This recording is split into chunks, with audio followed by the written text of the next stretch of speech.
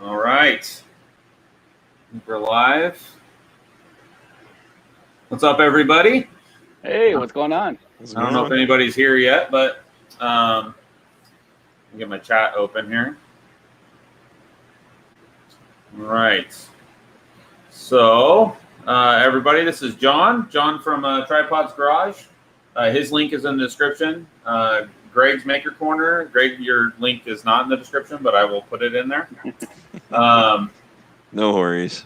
And John is here because he's my sensei for streaming and helping me do the streaming stuff. And Greg is here because he's a fellow Lulzbot owner.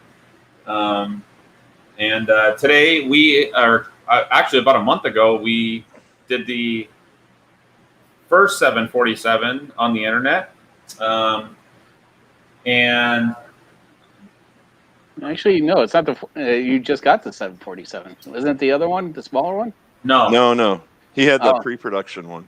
Oh, okay. So it was a beta unit, right? Yeah. And listen, Lulzbot sent it to me. I'm a nobody, and trust me, I'm very, very thankful.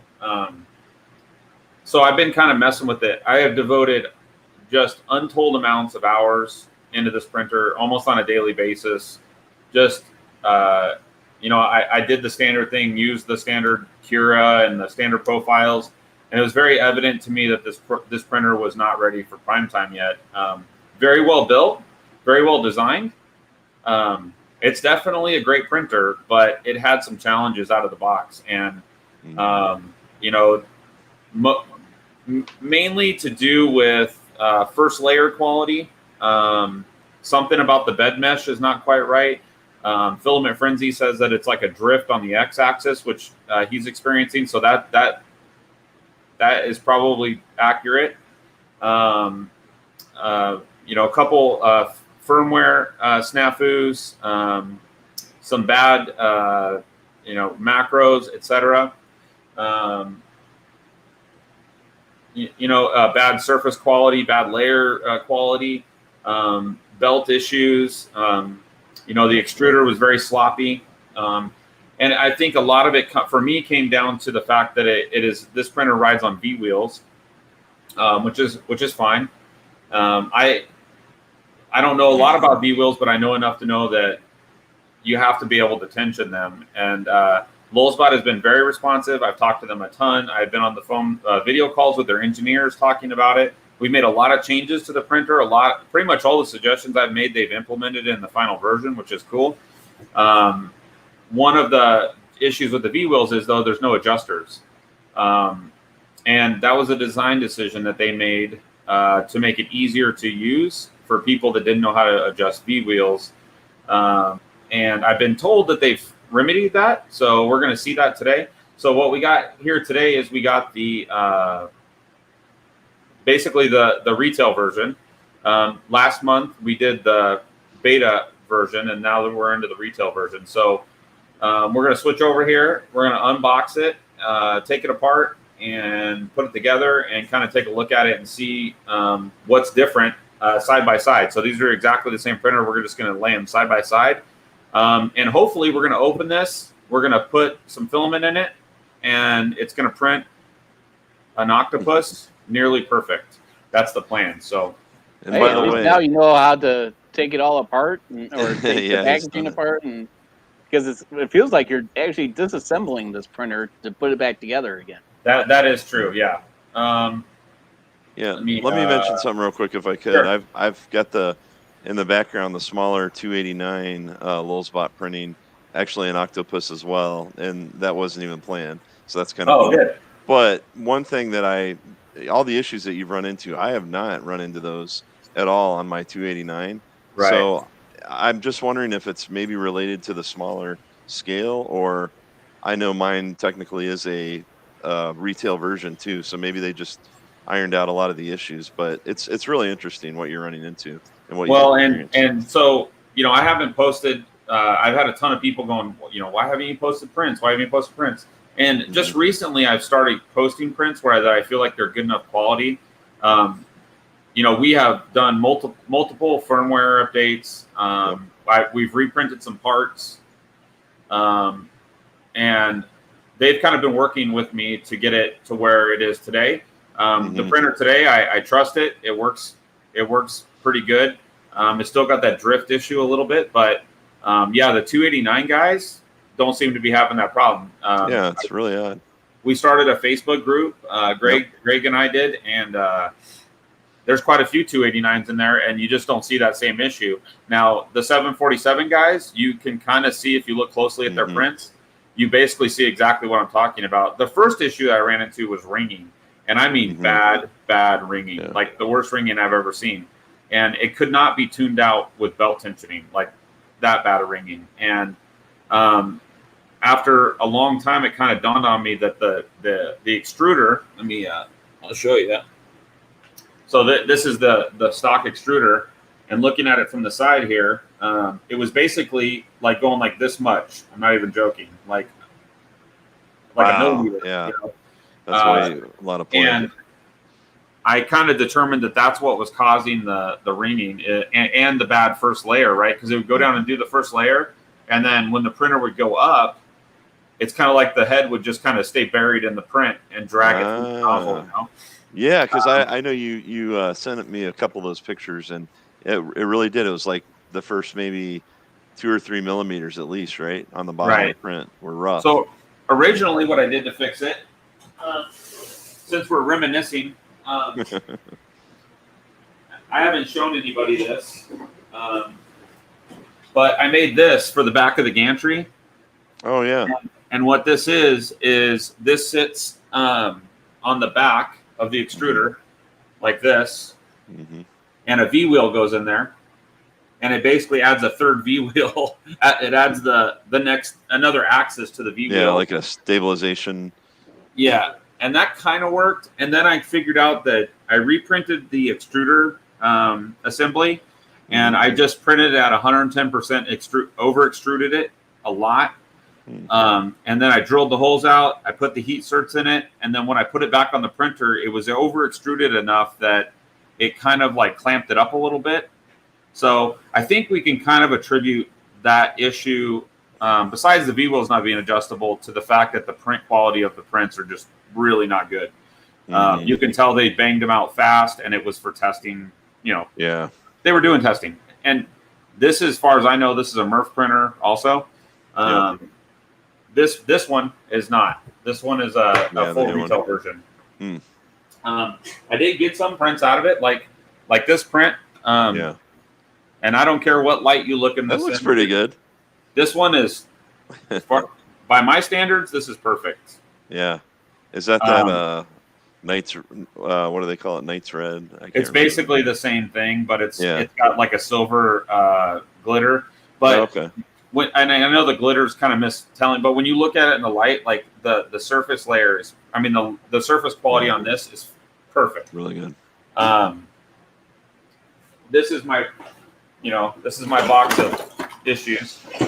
I reprinted the Y. Oh, that looks familiar. Yeah. This was the original. You can't see it, but I mean, horrible. Yeah, it does not look too good. That was from Lulzbot when. Yeah, and this one has a lot. This one has so much ringing in it, you can't read the numbers on it. Wow. At first, I thought it might be something to do with vibration, so I made these squash ball feet for it. Dang, yeah. Did not work. Been busy. Wow. I printed tons of these. These are ringing tests. That I made, but you can see there's a ton of ringing in those. Yeah. But the net result of it was, I got, these prints out of it that turned out great. I'm super happy with those. And this is the octopus. This one turned out fantastic. Actually. Yeah, I was gonna say that looks great. That's coming off the new one? No, that's the old one. This is just after tuning and kind of screwing with it. Gotcha. I gotta get my dog out. But anyways, so my dog, I don't know about you guys, but my dog She loves prints. Yeah, mine doesn't really notice them too much. And if you see me grab her, I'm not being mean. She's deaf. She can't hear me. So I can yell at her all I want. She don't care. Really, it's interesting. The only issue I've really run into on my 289, and I think I put this on Twitter, and I don't think there's really a good solution to it, but it's trying to use Octoprint with a lot of small objects. It just that 8-bit board just can't keep up with the buffer, so it's a problem. But the solution is easy. You just put it on the SD card. Not a great solution, but it works. And I haven't had that issue, to be honest with you. Yeah. I'm using Octoprint.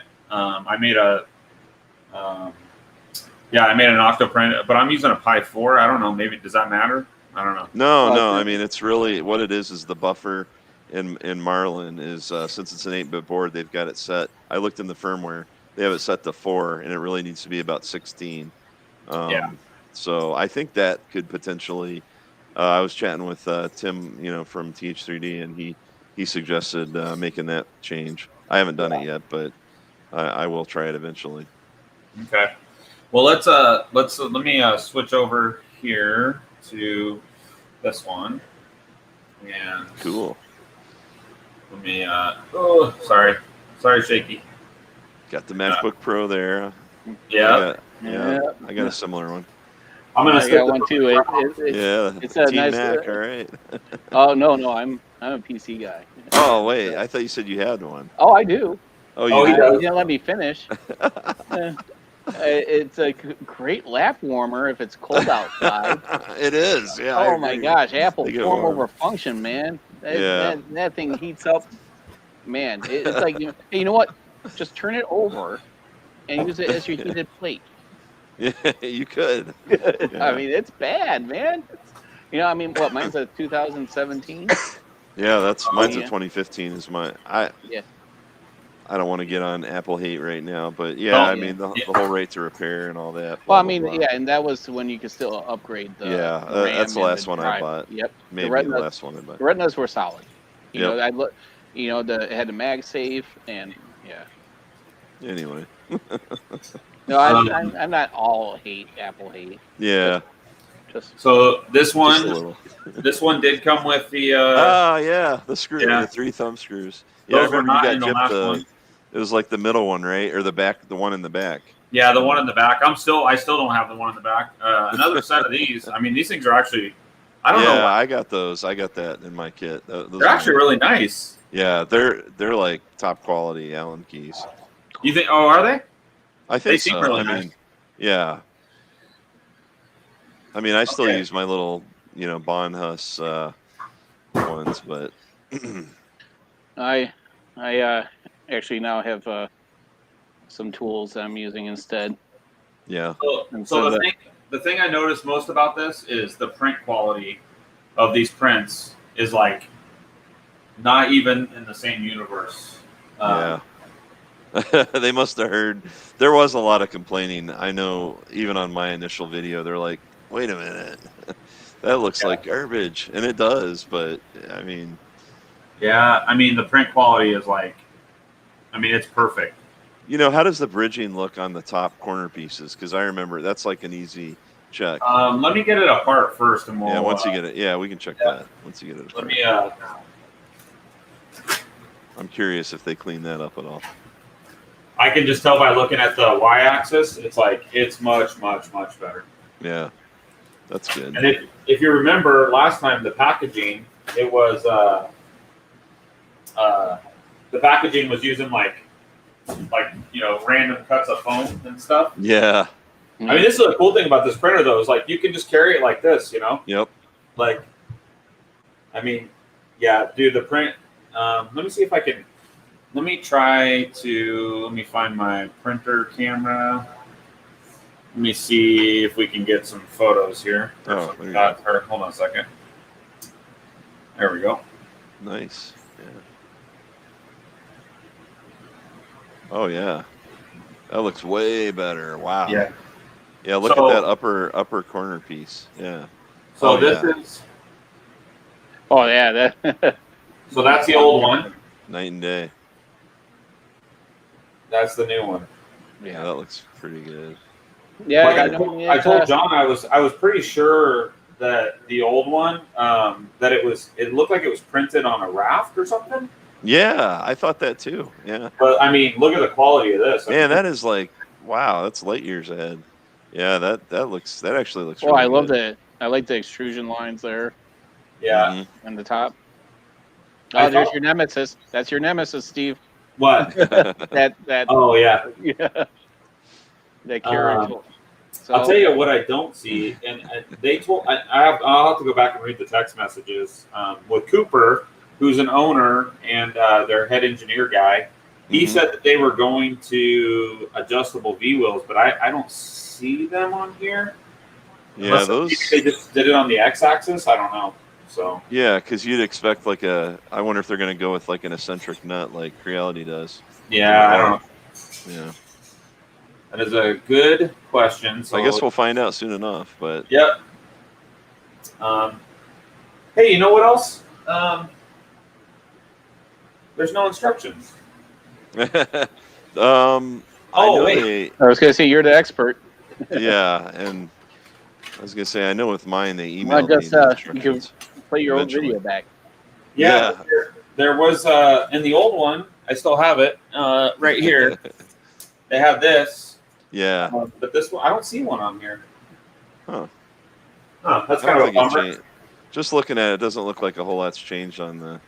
No, but it would be nice. It would be nice to know the right order. Oh yeah. But that's okay. We'll figure it out. So we got a new $300 screen. That's great. Just joking.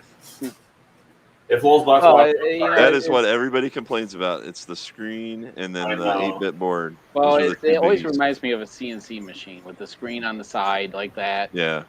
Yeah, I mean, it does look cool, but yeah, it's just a tad overpriced. Yeah. I mean, is it anything special about that screen, honestly, compared to what's out there?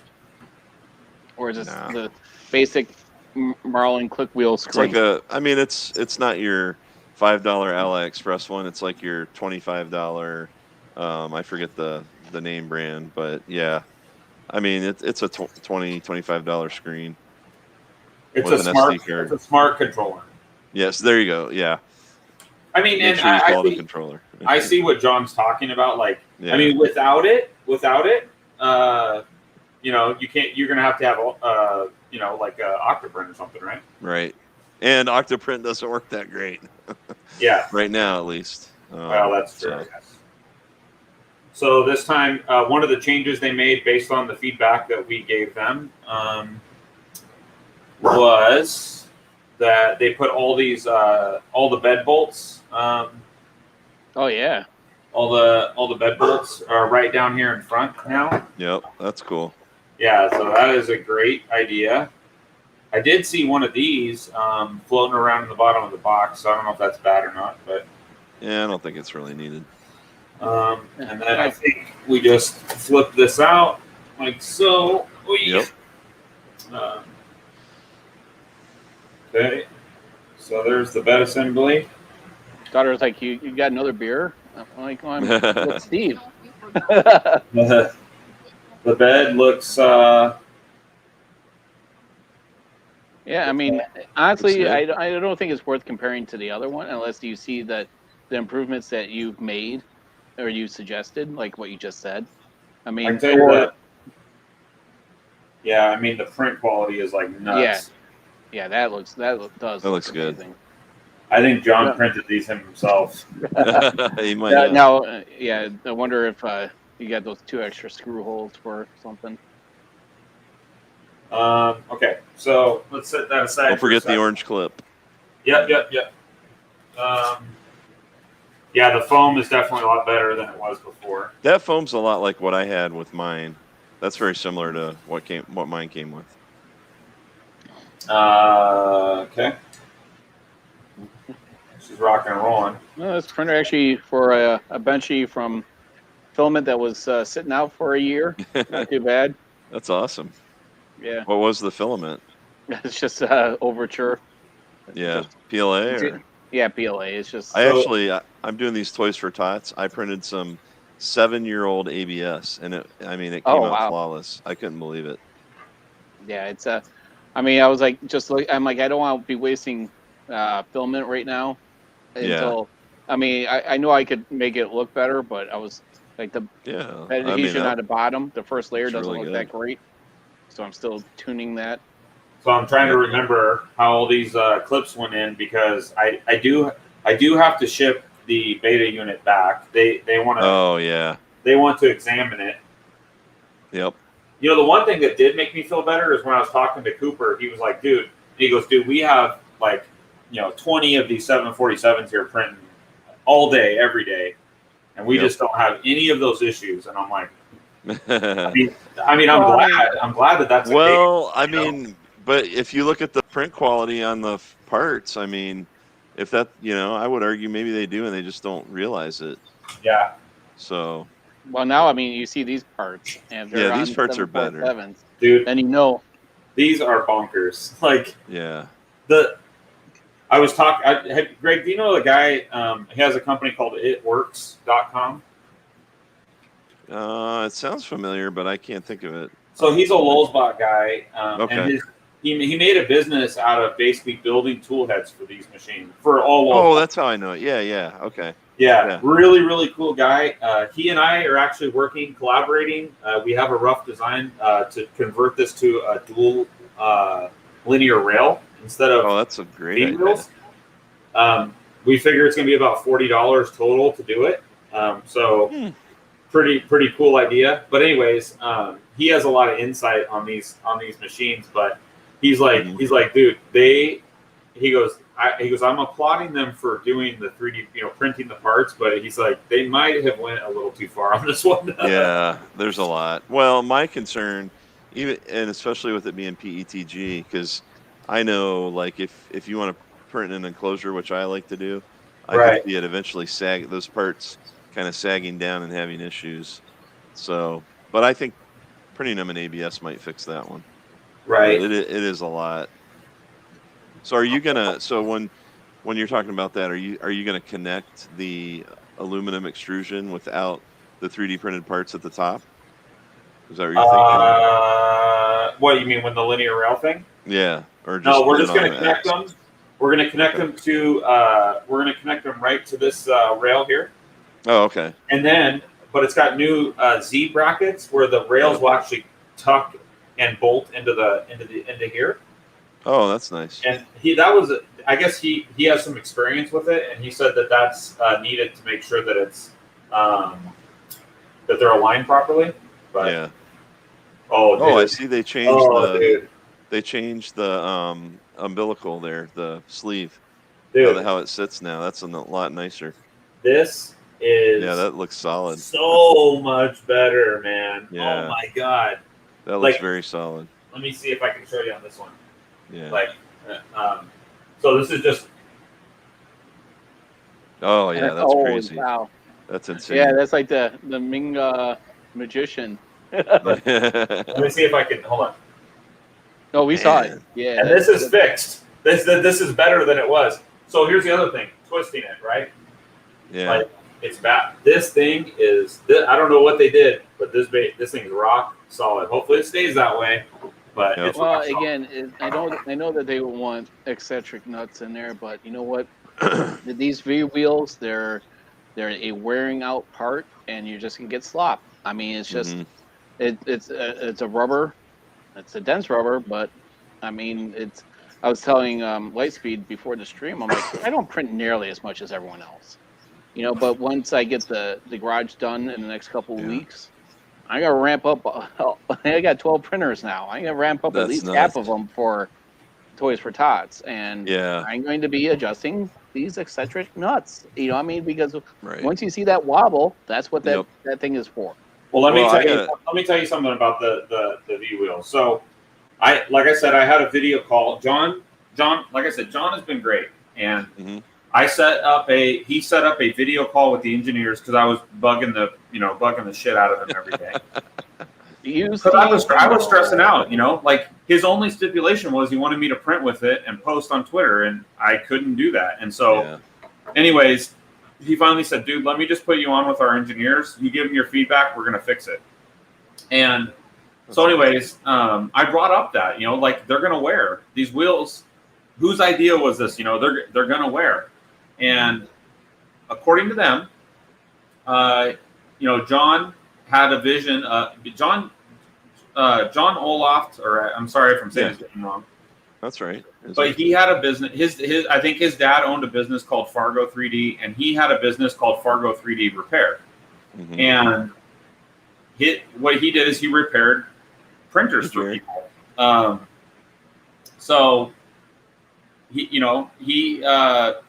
repaired printers for people, and as you could imagine, one of the biggest issues is people don't know how to adjust V wheels. And he said this is a story I heard, you get printer after printer after printer after printer going, it doesn't print, it's loose, it's sloppy, it's whatever. And it would always come back, a lot of issues to the V wheels. And so he had this idea that he was pretty insistent on, I guess, despite what the engineers were suggesting, to develop a system that's pre-tension. The wearing of the wheels came into play, and apparently they sourced these wheels. They're not Palm, they're genuine Delrin. Yep. And he it's said open builds, right? I think is what he told me. Yeah. He mentioned that on your last live stream. He said that they have done over 10,000 full back-to-back cycles and shows zero wear. Yeah, and just to add to that, I've got a Glowforge laser, whatever printer, they call it a laser printer, but it's a engraver cutter. That thing, I mean, it's a $5,000 machine, and it has the same wheels on it, right? And they're also used a lot, especially those open build ones, in higher end CNC machines. The problem is Creality gave it a bad name because they use the cheap crap, right? So that makes sense. Now that is still in the extrusion, right? Lightspeed. It's not riding on a. It's on the corner. Yeah, it's on the corner of it. It's on the corner of the extrusion. Yeah. Oh, okay. So it's not. So that's what Creality does. They ride the inside channel. They ride the inside. Yep. Yeah. Putting this printer together. I was going to tell you, I don't know nothing about Creality. John, you're definitely the expert when it comes to that. But my understanding is that they use. I've had about 5 of them too. Well, that Creality uses the wrong wheels or something for the type of extrusion that they have. It's supposed to be a V wheel and it's not or something, right? That's part of it, yeah. And they use cheap wheels. So. Yep. And they wear those things. I had dust everywhere, after a month or two of printing. Oh yeah, the Ender. I mean the Ender. Yeah. The CR6. CR10s. Yeah. After 1 week, and I was just running it solid for my test. It was caked. The wheels were caked with dust. Yeah. And I mean a Swiffer. I always have one next to me. It takes care of it. Idea. But I mean, just the here. Like I said, right next to me. These are perfect. That's awesome. But the Tycoon here doesn't have it. It has a linear rail and it has the slides, and it's and I mean the thing about the rails, you could argue that wheels are better if you use the higher quality ones. Rails, you got to oil, you got to lube. I help out in the Voron group all the time, and people, the one of the questions that I get all the time is, what do I put on my my carriages to keep them going? And people are putting everything, I mean, you name it. And hey, like I think I told you guys last time, but this Artemis, the Artemis is, let me see if I can show you, but this printer, by the way, this is my heated chamber. Don't be jealous. Don't be jealous. Oh wait, let me see. I can't see it. Is that a trash bag? Yeah, there we go. Oh yeah. Baby. Oh, nice. A towel. Well, you don't even need one. You're in Arizona. You know what? That's a genuine Hilton towel. Oh, there you go. Okay, I am jealous now. Anyways, but so this printer, let me see if I can show you, but these little caps, So you can see it rides on true Open Builds V wheels. Yeah. You know, right there. Yep. And it rides in those extrusions. And when I asked Steve from Steve from CME, I'm like, he asked me, what do you want? You want linear rails or you want the wheels?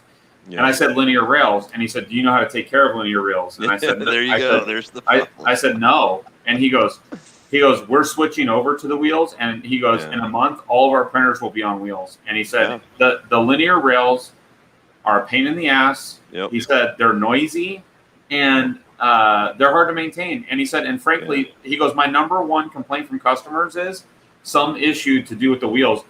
Like they'll decide they need to tighten the belts, and then the carriages will fall off and ball bearings go everywhere. Yeah, and then now, I mean, I can't tell you how many ball bearings I've lost on my print. Now, I will say, for my Core XYs, I prefer it, right? I love them, but I also know how to take care of them. But that printer I brought back from Murph, I actually found rust on that sucker on one of those stupid linear rails. Luckily, I was able to grind it off, but I mean, they rust too, right? Right. So, I mean, they have a lot. There are, like, if you don't know how to take care of them. Yeah. Go ahead, John.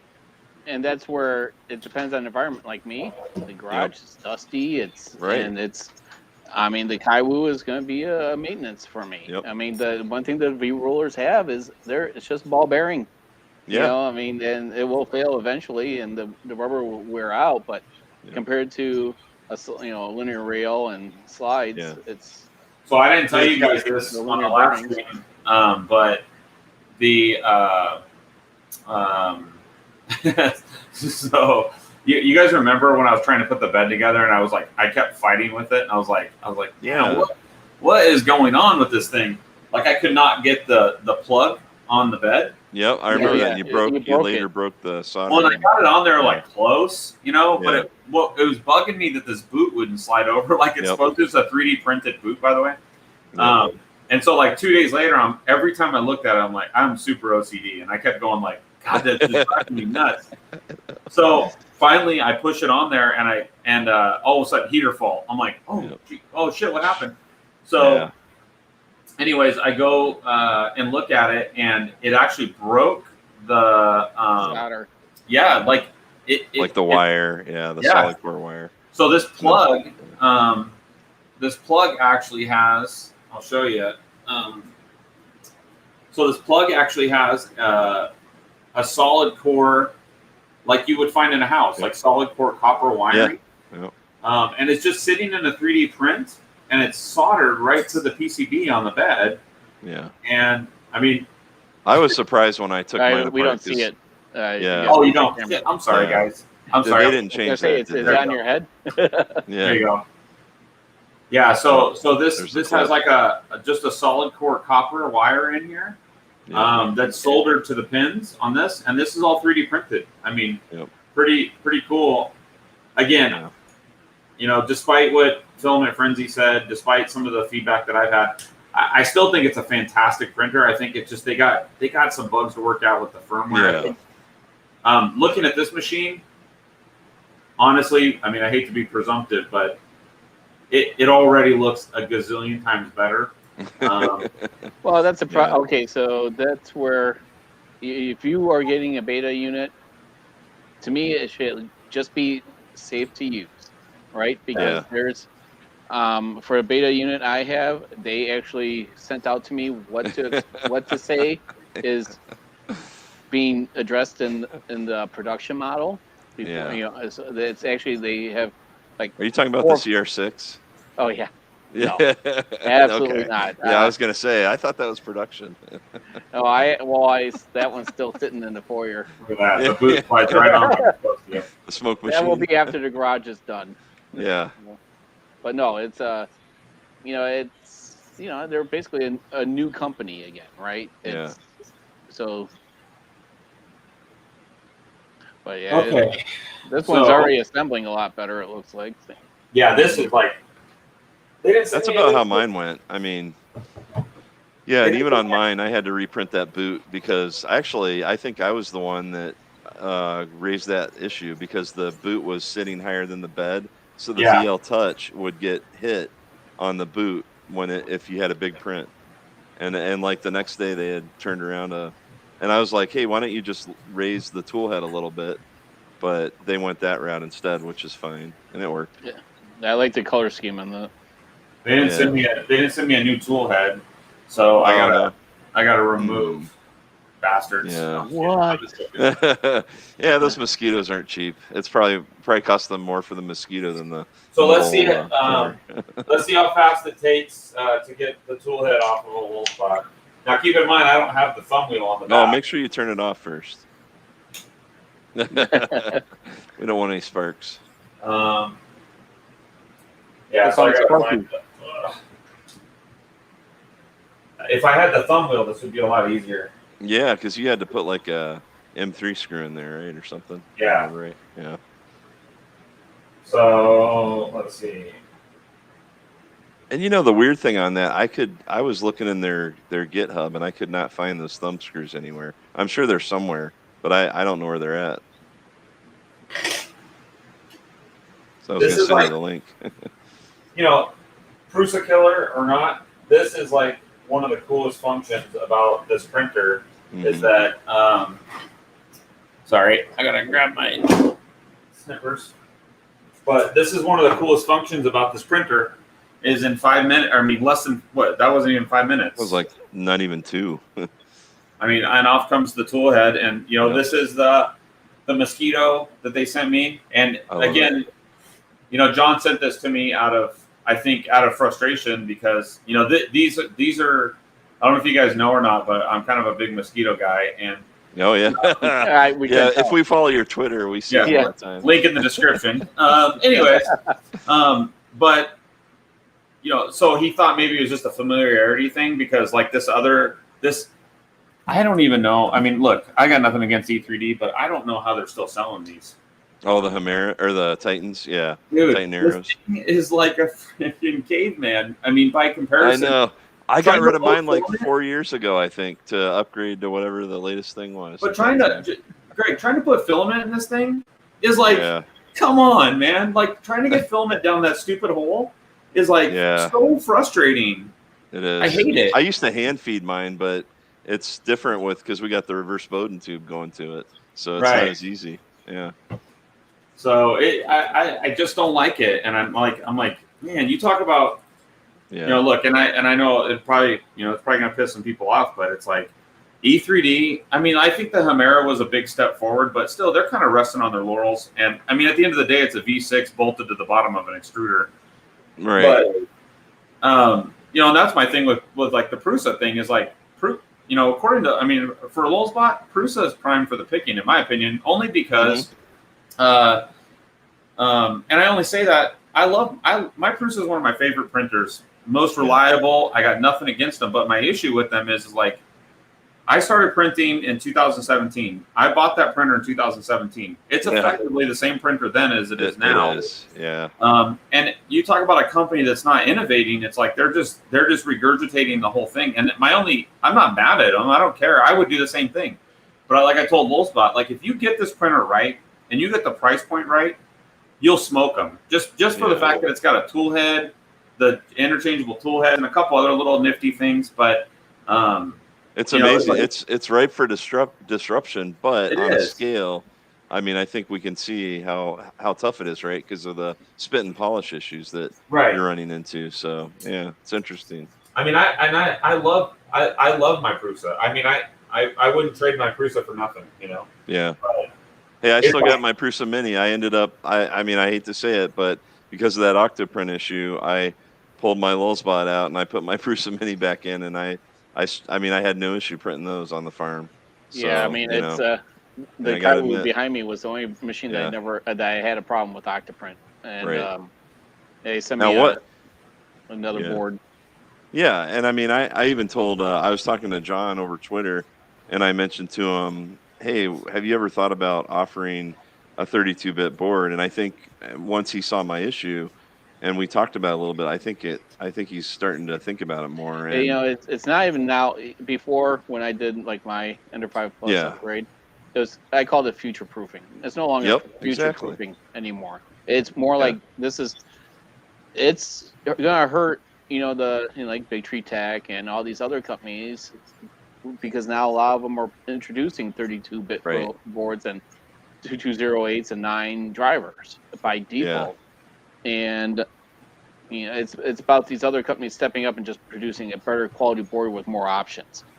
Yeah, the problem that I think where Lulzbot is they're doing all the Ultimaker boards, the INC boards. So they want to go to the 32-bit. Well, and I think they already offer it for the Taz Pro or whatever, but it's like it might even be a $300 board, which is crazy. Yeah, I mean, even TH3D boards aren't, and they're great quality. Right. They're not that. They're like $120 or something, right? I mean, at that price point, you might as well just put it like a duet in it, right? Yeah, exactly. I mean, same difference. Oh, how's your octopus? But the other thing I know is that's not all a Lulzbot issue, or people were like freaking out about the screen and all that stuff, and I was like, dude. I mean, have you seen how much Prusa sells their screen for? It's $100 too, or damn near. And their INC board's $100, $100 some dollars. Oh yeah, it's the same. It's actually theirs is worse, or it used to be, because they had some bad machines, right? It's not them. Yeah. It's not. I mean, it isn't like Lulzbot's. I'll tell you, like on this mosquito tool head. As much as I would like you to use my link and buy one. I think they charge.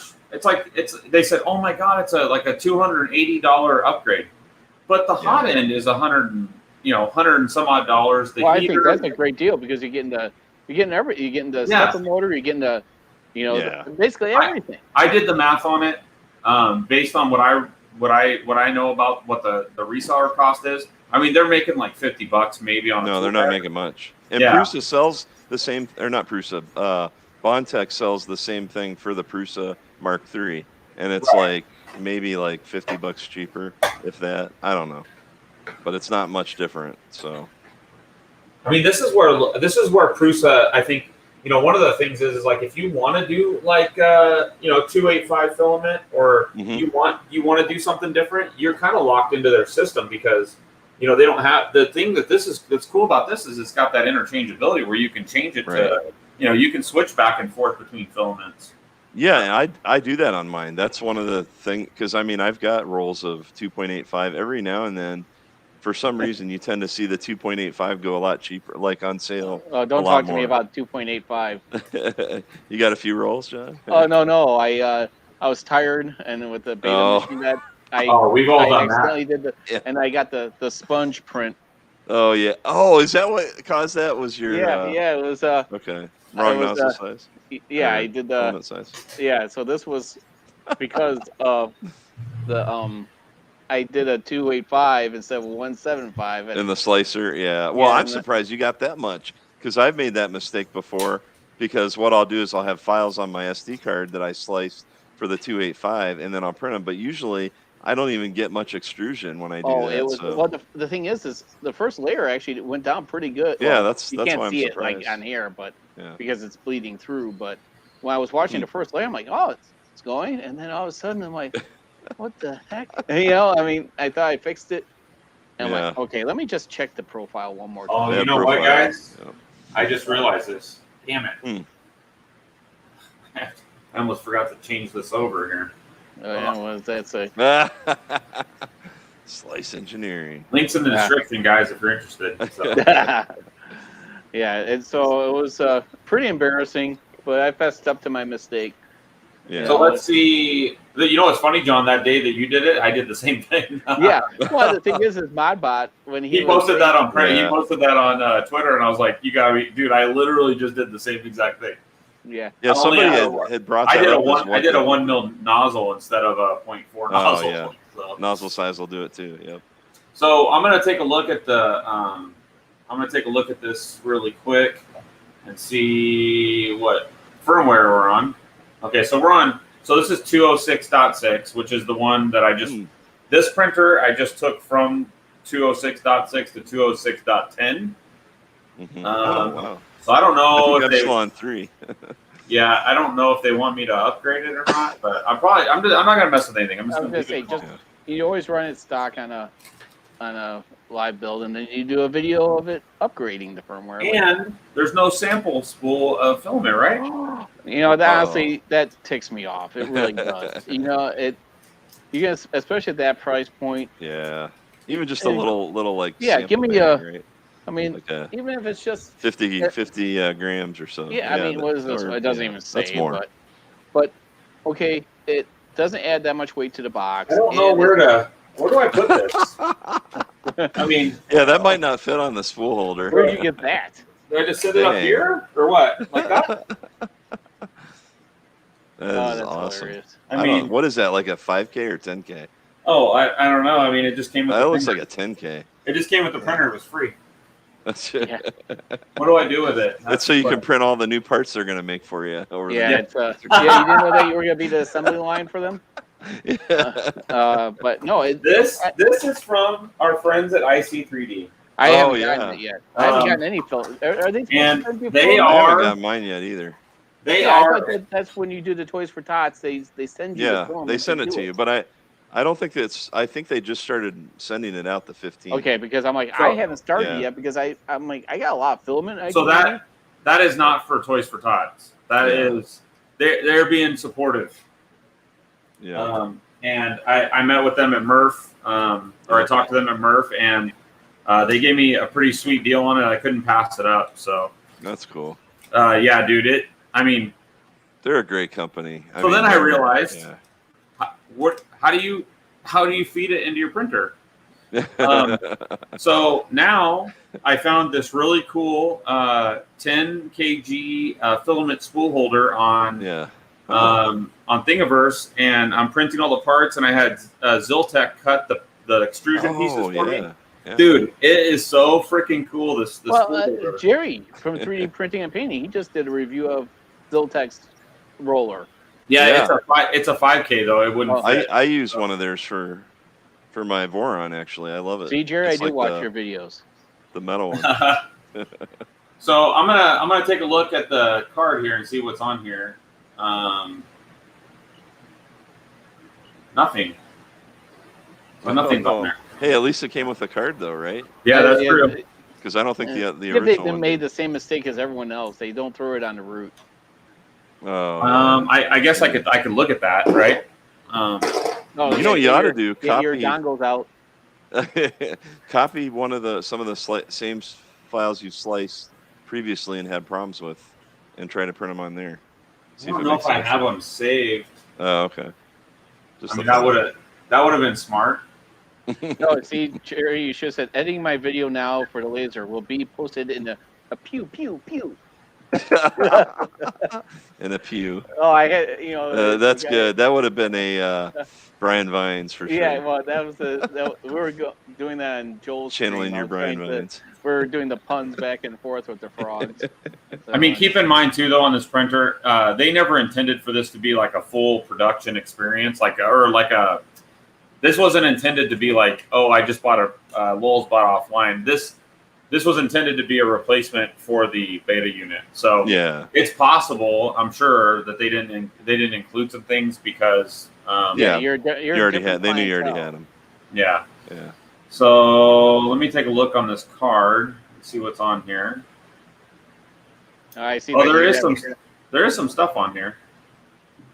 Yeah, I see that you have the dual USB-C dock for the side of your. Yeah, that's a dongle. Yeah, that's what I try to tell people at work. It's still a dongle. They have the octopus on there, but I don't see any no G code. So we're going to switch to Cura. Slice it up. Yeah. Look at my preparedness, John. I've come a long way. There you go. Yeah. And let's see. Yeah, so this is let's see, spool holder. You guys want to do should we do the octopus or? Yeah, do that. Well, I mean, the problem is how long is the print for that? The problem with the octopus is that I just printed mine. it's round, and it doesn't really show anything. This is my new favorite test cube right here. This thing is so freaking sweet. I don't know if you guys have seen this before, but Move it up. I can't, dude. I hate that with Cura, man. God, I don't even know how to use it. But that's cool. I want to make it a tripod's garage cube. But like, oh my God, I hate Cura. Yeah, there's the free floating option doesn't work that well. Let me see here if I can. Now just use your arrows. Yeah. No. Center it, and then there you go. Now just use your arrows. Arrows? Yeah, on your keyboard. Up, down, left, right. What the hell? I didn't know you could do that. Yeah, up. Yeah, up, down, down, left, right, B8. Select start. Infinite lives on Konami. So yeah, this is like one of the coolest little freaking things, man. I don't know who made it, but I found it on. But it's got this little helix. It's got a little helix in the middle, right? Oh, we just lost Greg, but we gained Filament Frenzy. Oh, is he here? Yep. Great. Let him in. Well, no, he's not in here. Oh. He's in the chat, but. Come on in. I could share it. Hold on, let me share. Huh? Mm-hmm. Whoops. No, I don't want to. My wife's here. So I think we should use. So Film Frenzy, if you want to join, I could paste the link in the chat or send it to you on Twitter. I'm interested to see if this is different than his machine. Now he got a full retail machine, so I'm not really sure. God, this is the thing I hate about Cura and Mac do not play nice together. I don't. For everything 3D printing, I use my PC. It's good to have both, just for that. I'm clicking my left button over here, and it keeps doing that same drop-down menu, and it does it about 50 times. Well, and that's one thing with the Mac, especially the trackpad, that I enabled the lower right on that, and it just feels like it works half the time. I have a work Mac, I have my editing Mac, and then I have my PC for everything else. I only use my Mac for editing just because I keep all my files clean, and it's only for editing, and that's it. Once in a while I'll surf the internet on it. But okay, so this is all the standard settings. This is for the whatever mosquito. I'm going to go through and make sure that all the settings are factory.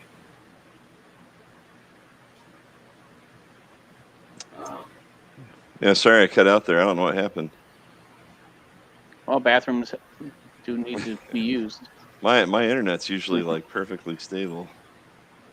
By the way, I thought that was a Voron cube. It looks, it's not. It's not. It's cool. It's actually it's really cool. Yeah, it looks like there's something in the center, almost like an hourglass or something. Yeah, I think I've seen that, but it's like a helix in the center. Oh, is it a helix? Okay. Yeah. I can't see it. It almost looks like a, one of those sand hourglasses from the side. I'm just making sure that none of the settings are different. Yeah, with Cura, I don't really mess around too much. It's mostly retraction and speeds. I'm more of a default person. Yeah, well, I think I did have default, but I had like the skirt settings changed. I think. I bump out the skirt into 10. But all the speeds and feeds and temps are all. I mean, of course, I mess around with that for different filament. It's mostly retraction, speed, and temp. So let's go recommended here. And let me take a look at the layer view. By the way, here's my. If you guys want to see it. It's a small octopus. Yeah, it's a small one, but it's I think they call it the rocktopus. It's got the little, fingers. So you see on this, oh my God, I don't know what to do. Stop. It won't print the helix in there. Oh, because it wants supports or something, or? I guess. I don't know. Well, you took out the supports, right? No, it's not supposed to have supports. I think what it is I think it's a thin wall behavior. Oh, yeah. Could be. Yeah, I don't know Cura very well. I always use either Idea Maker or Simplify. Like, why is it just showing that? I don't understand. What? It's just showing the top layer. Well, that's because you got the preview mode on. You're hitting play. Yeah, you got to exit out of Yeah. that. So you got to bring down your slider on the right. Yeah. Yeah. Well, you had the slider across and it went up and down. All you had to do is bring the slider down. It says 79. That's 79 layers high. Mhm. Oh. You see, and now you can see. Yeah, it's Now you can building see it. the helix being printed. Yeah. That helix don't look good though. Hey, you know what? It's a test print. Hey, what's Oh, your? I think I tried this on here once before, and that's exactly what it looked like. Maybe that's what happened. It is the thin wall. Oh, let's just behavior. do it. Let's do it, Vinci. Yeah, there you go. Let's do something we all know. Yeah, I got to figure out which filament I'm going to use. That, I was looking at the Capricorn stuff, and I'm yeah. I was printing in glitter. It's like, I don't know, man. That glitter stuff. I tell you what, it does great for vase mode.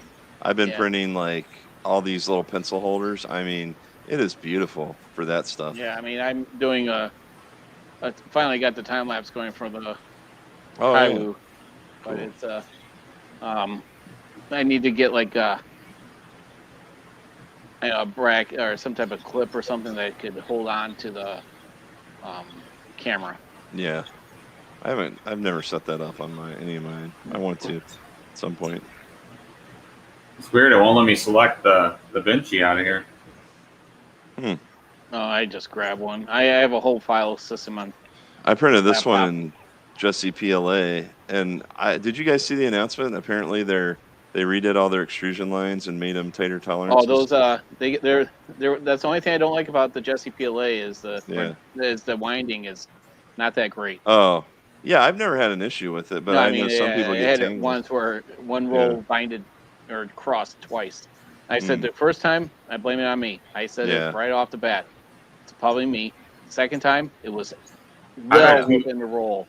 I've had two spools where they did that. Yeah. Can you drag and drop into here? Yeah. You should be able to. It will not let me. Are you still in the preview mode? No, I'm in the solid view mode, but maybe just close it and reopen it. Something seems wonky. Yeah, because I have mine open right now. What is going on here? It's like it's scrambling. Like all my files are scrambled up.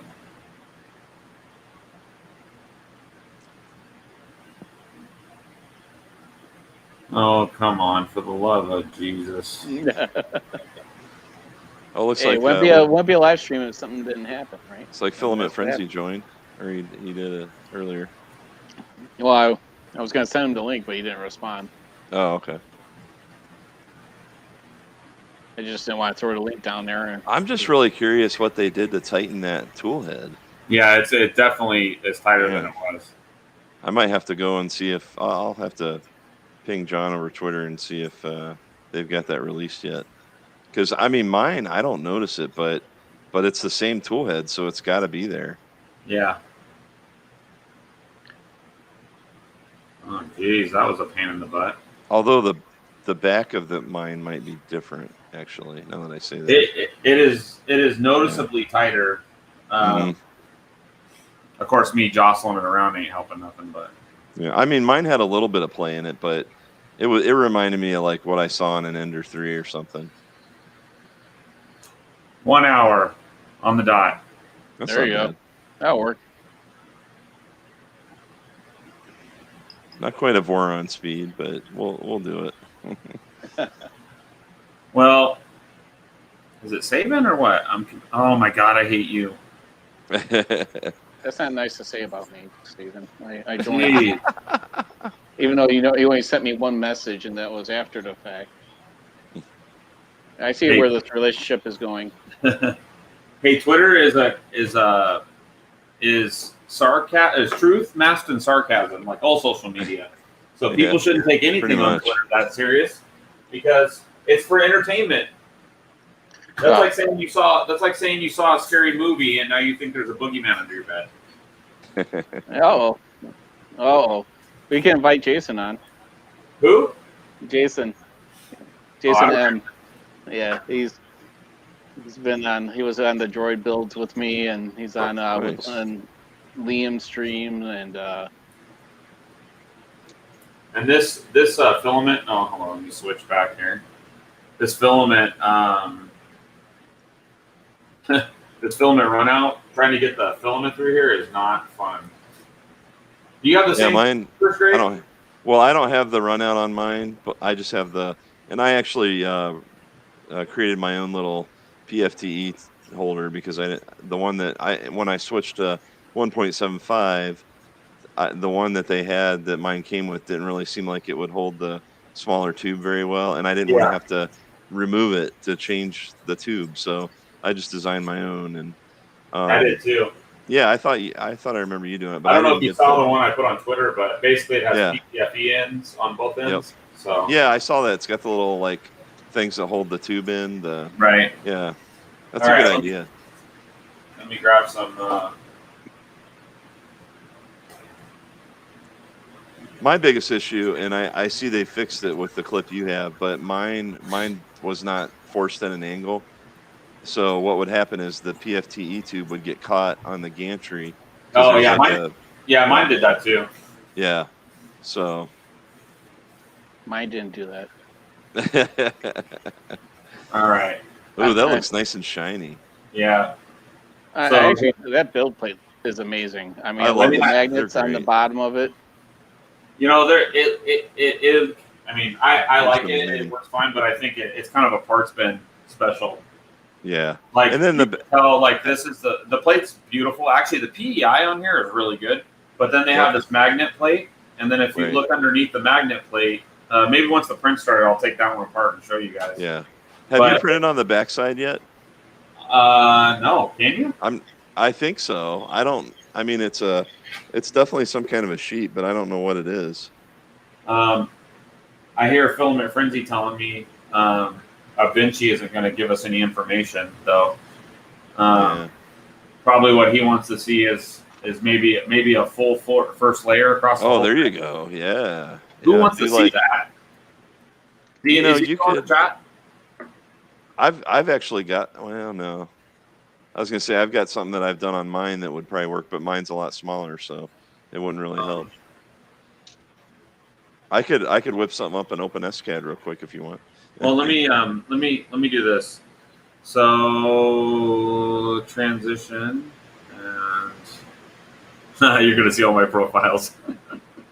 Oh Lord, look at all this! Look at all this garbage. Oh, we can't see it anyways. So this is just mirroring. Actually, for the sake of this, what I want to do is I just want to do this to make the part. So, oh, come for freaking Christ's sake! Do you want me to give you like a one layer square? Well, what I was just gonna do this, which is what I normally would do. Mess with the dimensions. Yep. Put a 220 or 220 by 0.4, I think is what their first layer prints at.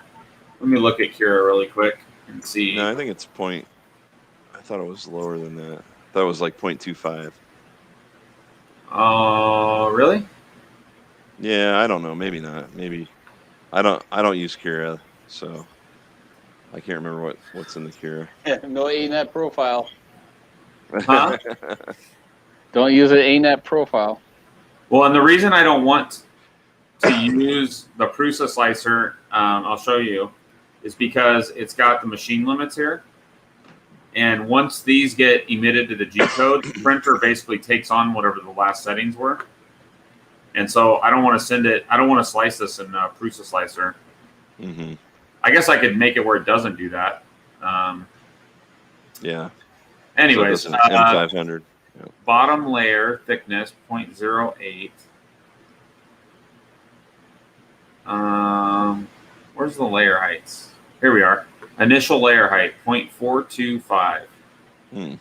So let's do this at 0.425. There you go. It won't let me do 0.245, but that's okay. Close enough. And then we're going to export. I mean, this is one place where Prusa's got them their asses kicked. I mean, having Prusa slicer is a big deal. Yeah. Export plate as a STL. Let's go. Yeah, we'll just call it Lulz full. Has he responded in the chat? Is this something he wants to see? Who's that? No, we haven't seen him respond yet. Oh, Filament Frenzy. I'm just curious. I mean, after the Cura puke, he hasn't said anything. Huh? After the Cura pukey face, he hasn't said anything. Oh. I think he came in to troll and then left again. Maybe he'll come in to troll again. That's something I would do. This is the part. This is the part I hate about. Oh, there it is.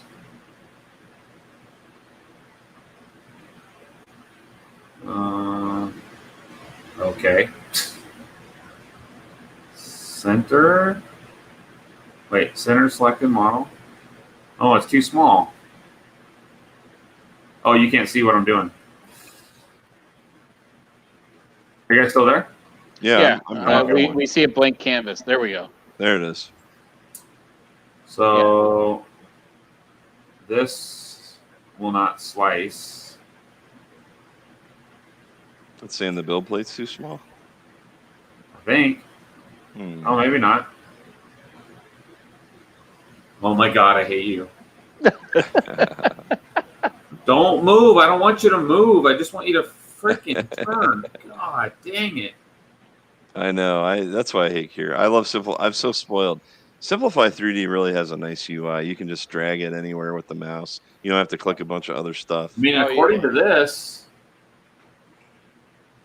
right? It should be all right. Maybe just bring it in. Oh, do you have a script enabled? Yeah. That might be why. But it says it can print it. Yeah. Like this doesn't have a prime line or nothing, right? No, there's nowhere to do a prime line if it's taking up the whole bed. So none. And then I'm going to just real quick, I'm just going to double check my printer settings to make sure I didn't change anything.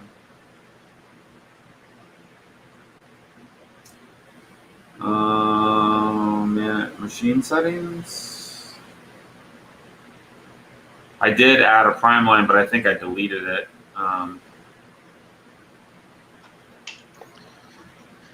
No, it does. It's not supposed to have that, right, Greg? I mean, I think the prime line's a good idea normally because of the mosquito, but I mean, you probably don't want it on this. But that's not. Yeah, you would have to have it. That was the thing I changed from stock. So yeah, and that's probably, yeah, I don't know. I want it to print just like it would print. Yep. So this is oh my God, I'm gonna lose my mind. It keeps moving on. I would just make it a little bit. Lulzbot, listen to me. This is one of the biggest problems. Is this freaking slicer sucks? I know it sucks. That looks like it's printing like more than one layer, though. No, maybe not. Yeah, it's hard. It's hard to say. The only way you know is in preview.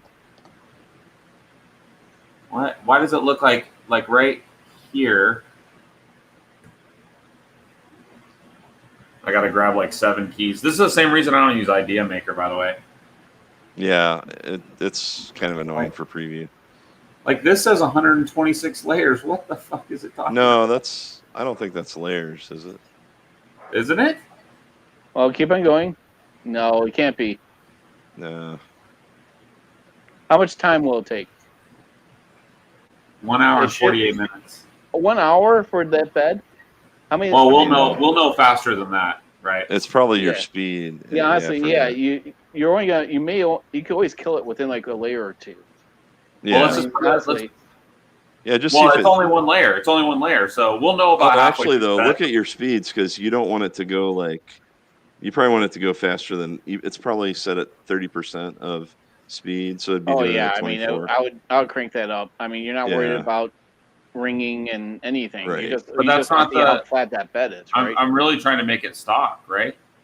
Yeah, I'm just saying. I mean, Well, yeah, look at that. You look at your print. So speed. initial layer Crank speed those up. 15. yeah, I'd bump Crank that that up to like what, 60, No, I mean, 80, 100? No. hey, on the Voron, I've got mine at 160, but you know, But that's not your initial layer speed. yeah, your print yeah, bread. it is. What? It actually is. Your print bread's the size of a slice it's of bread. Yeah. Oh, yeah. Oh, it's the mini one. Yeah, the mini. It's yeah, It's Okay. cute, man. I like that. That is a cute little printer, man. it's cool, man. I love it. All right. So I had to like go into stealth mode because of the printer behind me. So Oh, I was yeah. changing out the filament. So, because, well, the thing is they didn't tell me if I could advertise it or not. Yeah. I didn't want Better to- safe than sorry. I've only been showing some prints here and there. Hey, John, That's why. John, what's the brand of the printer? It's a mystery printer. I'm gonna ask you random questions. It's to small try and enough give you an answer.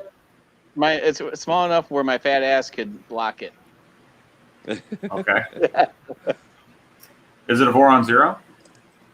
Oh, 4 on 0, no. No, that wouldn't be under. I mean, If I guess it, will you tell me? Nope. yeah, Is it a Prusa Mini? No. Bullshit. That's good. Okay. Yeah.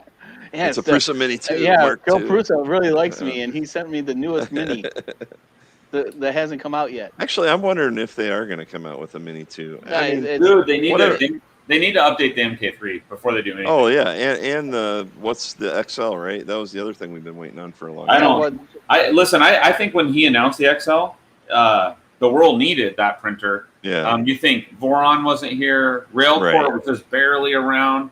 The Rat Rig wasn't here, but like it Yeah, was really now. exciting. But now it's like you're gonna, Yeah, dude, oh, boy. you're coming into a pack of wolves, bro. yeah. Yep. But it'll be like Apple, right? They'll do it. They'll do everything perfect. So- Listen, there's no I mean, doubt. okay. Edition 5. I'm just gonna say it. Like, there's no doubt that Prusa will do it probably better than everybody Yeah. else. Now, Voron, they're gonna have a hard time out engineering them. But as far from a software standpoint, like yeah, to me, what blows me away is the Prusa. Like even today, Later, Jerry. Thanks for Like- sharing. thanks, Jerry. like when I try to explain to people at Lulzbot about like, have you used a Prusa? Like, I just stick the filament in and it just Yeah. goes whoop. You know, like the stuff that Joe Prusa has done and his team. That it is amazing, Yeah. but It just works. it's Right? it's I mean- kind of getting old a little bit. Yeah, So I Well, mean, it's- because yeah, honestly, I look at the Tesla Model S, right? yeah, It's been out now, what, 8 years, and or 7 or 8 years, and it hasn't been changed until coming up. but you know why though? You know why? Because nobody has challenged them enough to make them need to change it. And right. Yeah. and Prusa, he's in the same boat. Like Yeah, that's why I Yeah. think the printer, the Lulzbot printer, was so significant. Is like this is the company with the money, the name. Like they could have, if they would have 949 this fully built, and had all these bugs worked out. I have no doubt. Like it would absolutely probably obliterate. It would take a chunk out of Prusa for sure. everybody would be talking about it. They'd be like, "Where do I get one?" And be Right. back ordered. Yeah, But instead, everybody's talking about $1,300, right? well, and it's got an 8-bit board, and But if it was Well, printing amazingly, And a $300 screen. and yeah, well, but I think it's going to get. I hope it gets there. I really do. I think it will. Well, just not and there they are the American company Yeah, pushing the Prusa. Where's Prusa out of? Czechoslovakia. Okay. Oh. You just got it. I got it. Moment of And truth. that's one thing that doesn't make sense. Is Okay. Stop. you're leveling now, right? Yeah, I'm stopping Yeah. it though. But why? Yeah, Why? One thing that I Yeah, no one- hate to say it that another printer manufacturer is doing it right is Stop. that your nozzle doesn't need to be fully up to temp. They just bring it up to 160 where it's not melting to PLA or something, Yeah. right? And do the leveling. Yeah, it doesn't really matter with the BL Touch though. I mean, as long as you're not like oozing. the CR6 SP, Yeah. right? The nozzle, because it's using it as a probe. Oh yeah, it would it on brings that. it up yeah. to temperature. Yeah. Okay. Yep. So They also include a display and high end. It's a great. What brand, just so I happened don't know there? about those price points. What just happened there is I messed up and I left the cable sitting across the corner of the bed. I was wondering. Yeah, where I that saw came the cable. I'm like, you don't want that. Like, here's one thing I noticed. It doesn't wait for the bed to heat up before it Yep. starts printing. But Yeah. again, in the sake of just sending it, right, we're going to do exactly what this is right out of Kira. Did you change the tool head, by the way? It didn't have a tool head. No, well, yeah, You that's mean what in I'm the saying. firmware? Yeah, in the menu, because you have to make sure it's set on the right tool head. Oh shit, I don't know. Because I think the default is like the S17. I forget what it is, but I don't think it's the M175. Okay, yeah, I know. Yeah, you're right. You know what's funny though is the last time I tried to find this on the other. Oh, here it is, tool heads. And your Z, you might want to double check the Z offset, but man, we can. Just, I like the idea of just starting to print and see what happens. Yeah. Send it, baby. Well, it's nice being I'm looking on the other printer. Yeah, it's weird, dude. On the other printer, the new firmware they gave me, it doesn't have the tool head changing ability. Really? Yeah. I mean, that's one thing. When I sacrifice on the original or on the new one. On the original, like I mean. Really? Oh, you really had a pre-production unit. Well, yeah. man. I mean, I sacrificed my body to go over Greg, there. Greg, it was there. They showed me that. Oh, it was there. Yeah. See, like I don't know if you can see that. Yeah, I can see it. There's no tool head. Yeah, that's. But on this one, man. Yeah. Hold on. There you go. You see there right it there? is. Tool head. Yep, that is crazy. Yeah. So I'm gonna set it to M175. Yep, that's the one you want. Now you should be good. Check your Z. Should I warm the bed up? I feel like I should. Yeah, well, go to configuration real quick and check your. I just want to see what your Z offset is, because you're probably gonna have to lower it. But 1.16. Boy, okay. Yeah. That is pretty exact. Yeah, that might work. Now on the other printer, I found that to be too far. Yeah. I went to 0.87, which seemed to be about right. Yeah, just keep an eye on it because you don't want it digging into that new bed. Yeah. So okay, so let's do this. I'm trying not to mess with it. I want to preheat the bed, but if you're gonna buy this printer, it's not gonna preheat the bed. It's just no. You do it as an end user, right? Yeah. You're not experienced. So here we go. We're just Someone gonna. asked me today, which printer do you recommend? The first. Them. I'm like, it's like recommending a computer to someone. Yeah, I'm like, that's tough. I need to know your price point and the education level of this person, their tolerance for pain and agony, and not listening to echo chambers of love and hate. And I still think we're at least 5 years away from a. Well, that's what I told him. He's like, I want something that works right out of the box. I said, that's not happening. Never. I mean, even like $3,000, $5,000 printers. Well, I mean, Ultimaker, right? And even this. Yeah. Yeah, and some of them you need to actually really take a deep. It's not something that you can just plug in and press a few buttons to work. Right. I mean, there's maintenance and there's all this other stuff. But yeah, it's. I mean, it's still the whole Z. I mean, really, there's not enough feedback loop in the system for it to really truly work, like you need it to. Because you got your Z height. I mean, there's things that are helping, right? Like BL Touch, but there's still plenty of user error that can be. I mean, you can dig into your bed. You can. Oh yeah. Air print. I mean, it's just. Well, honestly, if it's leveling the bed, right? So hear me out on this one. Yeah, even that. You should not ever have a nozzle crash into the bed. It should know with those points where that nozzle, the offset of that nozzle, be like, hey, I can't print because you're gonna crash the bed.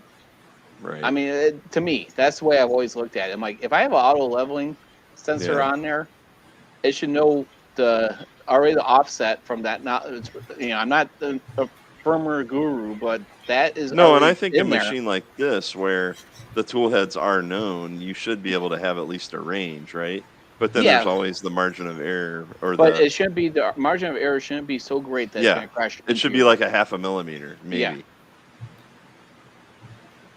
No, it's just gotta grease those bearings and do maintenance. Yep, Yeah, it's that true. too. I mean, when you Yeah. get into these, even those, these parts will just wear out in the lower So end.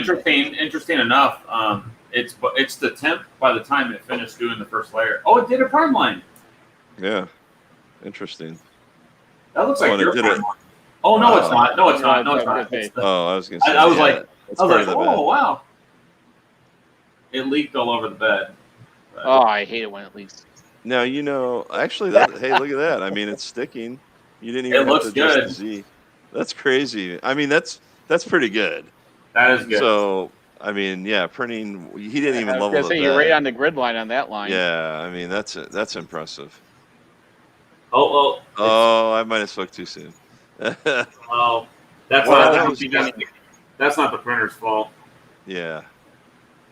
It's almost like too low. I mean, it's pretty smashed. Is but- it maybe you gotta update it a little bit, Oh, or well, lift it like 0.1 or something? We're gonna let it rip. All I'm right. gonna print this full bed, and then I'm gonna put it in the old printer and ship it back to Lulzbot with it. There you go. I just think that this already, dude. Yeah, It's It It's looks solid. Like I mean, when looks you were like the price pushing point on it. of that machine. Honestly, that's Yeah. the It way I has look a- at it. You know who else I saw was Jordan Mad Monkey. I saw him. He even on his 289, he was trying to do a full bed print. He couldn't get it to go all the way across the full bed either. So Really? Yeah, that's interesting. Now, I did have to cheat on mine. I had to put a little piece of tape under the front. yeah, So, I took my handle off of mine because it was hitting the handle. yeah, that's where I had to put the tape. Was right behind the handle. But that actually got me the full width. I mean, it's That's cramming fine. it. It's cramming Yeah. it the bed pretty hard. Well, just raise it Yeah. up. I mean, as long as it's not. Yeah, it's not like. Yeah, I can tell it's curling a little bit, but it's probably. I mean, it's still not a bad first Yeah, layer. it's like 0.1, maybe too low, but yeah, you can see a little bit of the.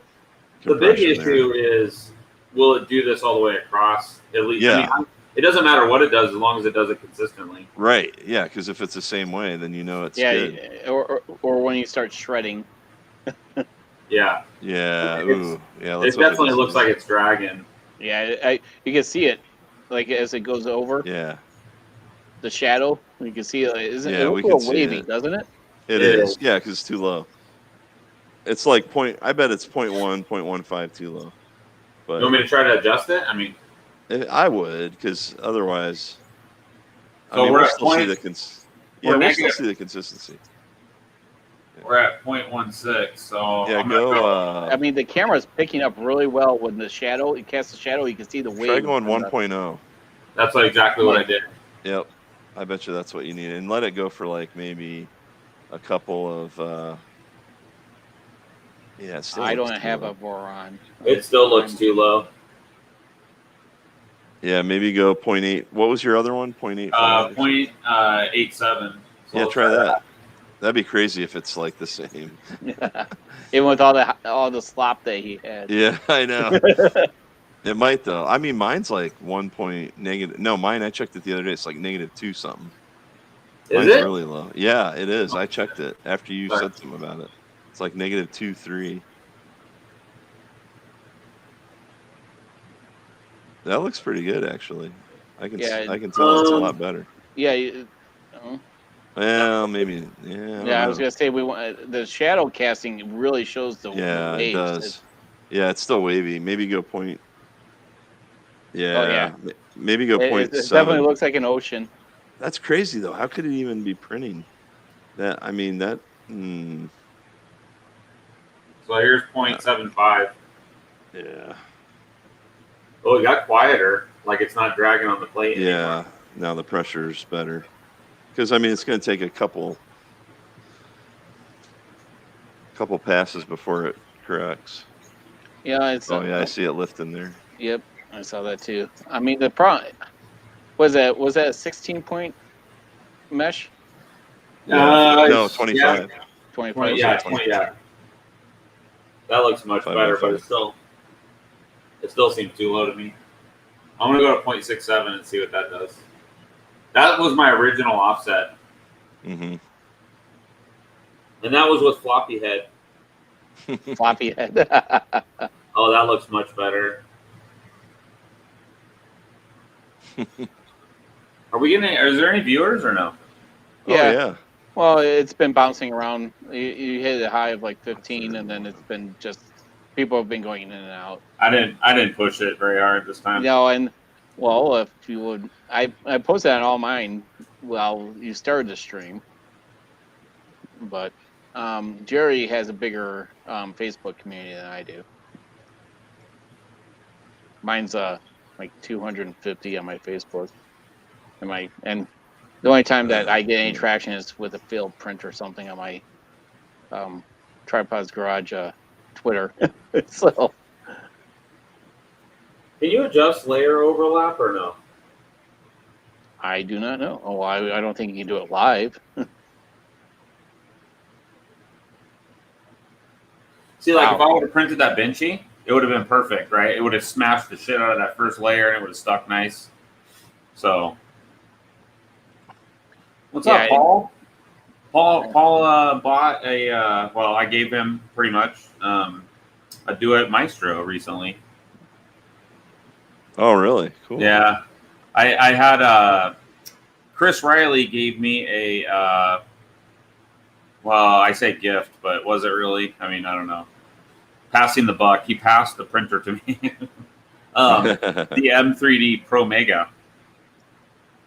I was gonna say, Oh, did yeah. he give me the manga magician? No, Oh man, they're getting hurt on Facebook a lot. the Mingda Magician looks like a Voron compared to the Pro Mega. Oh, I mean, but no, that thing. Ever since the Chris posted that they wanted to give him $500 to take down the video, they Did they offer that? Oh yeah, That's so shady. yeah, and they like was his 3D printing Belgium or something. I see him. Yes. Yeah, he gets on. Yeah. Yeah, he gets fired up. Well, the thing is he trolls them. Said, "How much are you gonna pay to have this taken off?" Or something. And and then I will go underneath his and be like, it's not enough. That's looking, man, that is looking good. Look at that. Yeah, that's. Yeah, Well, it's gonna take a little while for it to even out. Right. I still, I still see a little waviness in the upper right. Maybe cancel the print, right? Hear me out and start it over and see if that waviness. Yeah, it goes away. Yeah. Because if we're all, if I'm being completely honest, I still think that it's way too low. Yeah. I can still see it squishing out. Yeah, Okay, but it's only at the. It's hard to tell on the camera, but we're definitely seeing it upper right. Let's go. We're gonna go 0.6. Yeah. Yeah. So the drawer system, I thought that I didn't even know that he was being serious with the drawers when he pointed out to Lightspeed about it, and I thought that he was making fun of saying, "Oh, that's I designed that." Like when I showed him when I posted this, I'm like, "Oh, did I do it right?" So. Yeah, I finished mine and I printed them on the Lulzbot. Now, in fairness, that new firmware, maybe we should try that. It did finish a full plate of those drawers. It finished the full plate of them. Yeah, it's like I have like the real thing, like you get like Home Depot or something with the clear. But it's so cool just to be able to make something like that at home. It is. And the sizes that you want. Like you just blow it up at every size. It turned out good except for that. Didn't turn out that great. But I printed them up like this with no supports. But it didn't turn out too bad. No, that looks good. I've got like one from like the 80s that I use, and I got another one at Harbor Freight. Well, it's like the one right behind you. It looks like you got a drawer system. Yep. So I printed this on the Lulzbot too. Yeah, that's cool. I'll show you. It's one of the clock springs, right? No. This is. I recognize that trash can. That's definitely clock spring. Oh, there it is. Oh, it's the Modbot drawers. Yeah, I mean that color shift you see there is the filament Yeah. This is printed solid industrial something or other. Cool. But you can see the front of the drawers are a little That's nice. janky. Yeah. Probably the bridging. But I mean, the drawers came out okay. Yeah.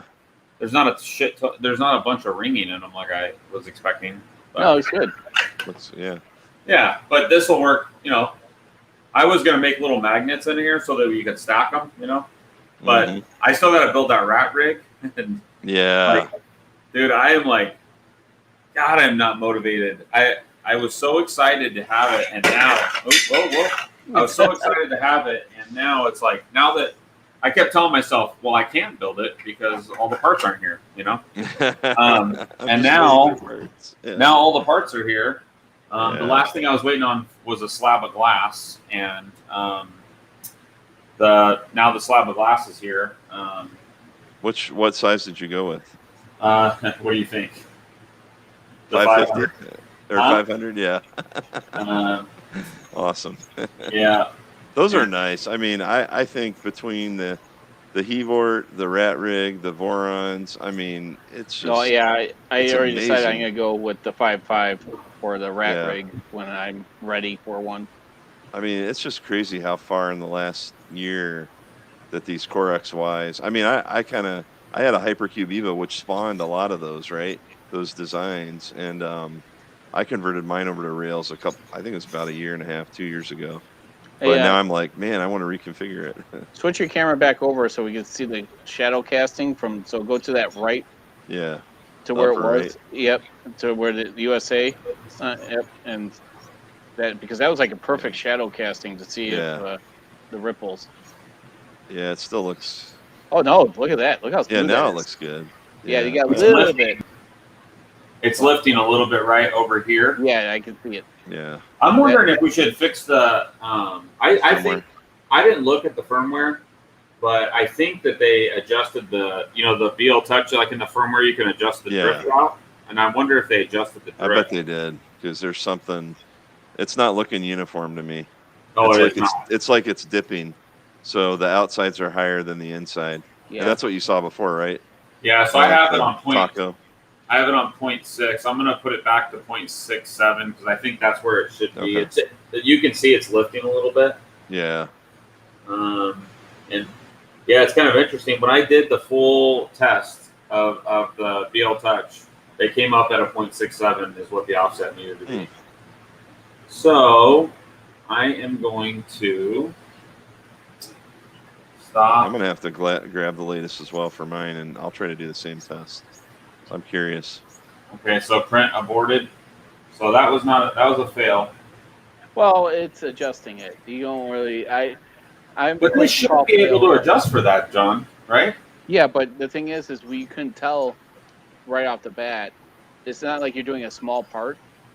Look at it from this angle. Oh yeah. Oh wow, that looks pretty bad. It's got the taco effect. You got your right hand side. Is the nozzle's closer to the bed than the left. That's also why I asked how many points there was. I mean, what is it? On mine, it's a 3x3, but I think on his, it's a 5x5. Oh, that lifted so easily. Yeah. Yep, you can really see it there. This is, I mean, now in fairness, I didn't, we should have just set it at a height and let it rip. Because then we would have been able to tell where the low and the high spots are. But, this BL Touch should be able to adjust for this. There's really no reason. This bed is not like so far out of whack that, you know what I mean? Like it should be able to adjust for this. There's really not a good reason. What do you think?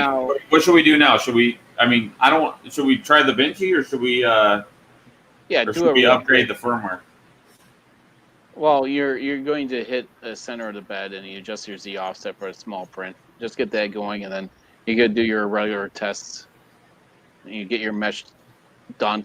Because, man, chasing a level bed sometimes, we could be at this all night. Yeah, that's true. Okay, so. And I should have done it when I did I may have to rewrite mine I only done one firmware, and that's on the Under 5 Plus. I should increase how many points. The printer, I can tell you already, is going to print a lot better it's got a far better. It's just so much more sturdy than it was. I love how smooth that Z is. Yeah, I know the belt. This printer should be able. It should be able to haul ass, right? I mean, technically. I mean, that's almost like. Hear me out. I'm not a Core XY person, right? I don't even know anything about, but that Z almost reminds me of like a Core XY on how it's just a belt. Yeah, the Vorons have that. The Voron 2.4 has that. So that was one of the first printers that was kind of mainstream that did that. Well, the Artemis has belted Z's, and I mean that's really what makes a Delta move so fast. Yeah, I think a lot of Cartesian or Core XY machines are probably going to start going that route, because the only problem though is, and I'm confident that if you have a power outage, you're going to have a failure, because it will drop when the power's off. So they don't have any kind of Oh yeah. There's no planetary. There's nothing preventing the belt tension when the power's off. So it's only the steppers. Now, in fairness though, in this printer, when you have the difference is when you have two motors on the same stepper or on the same driver, the motors are really hard to turn compared to a single, right? And if you don't know what I'm talking about, like on a Prusa, for example, the Z's are really hard to move by hand, even when they're disabled. And this is the same way. Yep. I have found that it will stay, halfway up the gantry. It will sit there. Yeah, it'll stay, but if you ever what I notice is at the end of the print, it'll go up and then it'll drop as soon as it turns off the motors. Because in my G code, I turn off the motors when I'm done, so I see it drop. But it's a fairly easy problem to solve if they would add like a worm drive or something. But that's going to drive up the cost and the complexity. Oh, you're doing a benchy. Yeah, and look what it did. And I didn't do that. Yeah, it looks like it's kind of high. I didn't do that. You guys saw me delete it. I was gonna say. Yeah, but usually I bump mine out 10 millimeters, at least outside. I don't like having it that close. I mean, that looks great. I'm printing a white benchy behind me. But yeah, this Titan, I actually prefer. I've got the Super Pinda. I had the Mindas on the Prusas. I've got the BL Touches, and I actually, believe it or not, I prefer a dial indicator and a manual leveling system, because it's just so much more repeatable for me. But it is nice to have those BL. I think any of those sensors, they all have their limitations. Well, they're good when they're when the bed's jacked up. Yeah, right. But if you have a good bed, like, I agree. Like on the Railcore, I don't even use mesh bed leveling. I just do I do an M or G32. Yep. And I do that 3 times before each print, and I have mesh leveling turned off on. My Ender 5 Plus, I put the silicone standoffs on there. I fired the thing up after 7 months of it being idle. Yeah. I didn't have to do anything. It just printed. And I guess the same is true on the Artemis, right? The Artemis I don't use bed leveling on it. The only thing I use bed leveling on, honestly, is the Prusa. And you have to have it on there, because that PCB is wavier. Yeah, I mean, it warps. Like, you get thermal expansion. All my Core XY machines have 6 millimeter plates. Yeah. And you still get thermal expansion, but it's not near as bad as what you get on those thin little, like, bed slinger plates. You're right, though. Like, you said exactly. The Prusa one works. It just works. Yeah. Yeah, and the Super Pinda. I mean, I had my Prusa Mini and my Mark III in an enclosure, and basically I never knew if I was gonna have to adjust the Z, because I would not necessarily, like, the chamber temperature would be different every time, and I would see drift. I would see temperature drift. So it was so frustrating. Well, then when the Super Pinda came out, all those issues went away. Like, it doesn't even need a thermistor probe anymore because it's more Well, accurate. I mean, they've the Beal Touch is actually So you think that very super accurate made a accurate. big difference?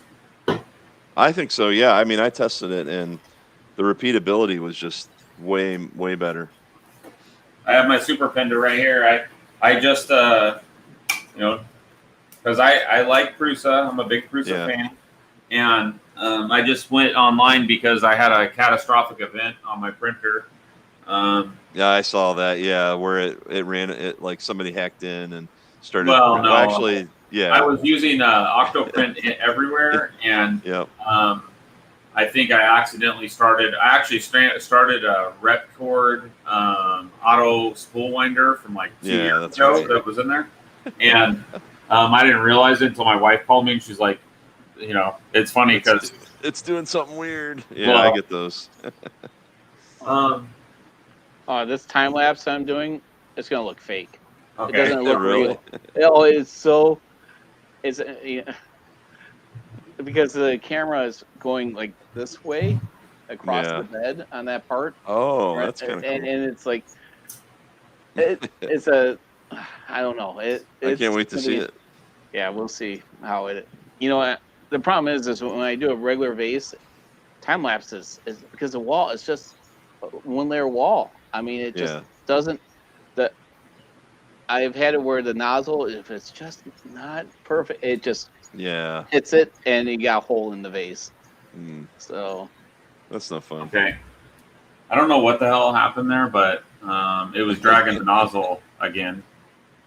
That's right, Tech Titan. Huh?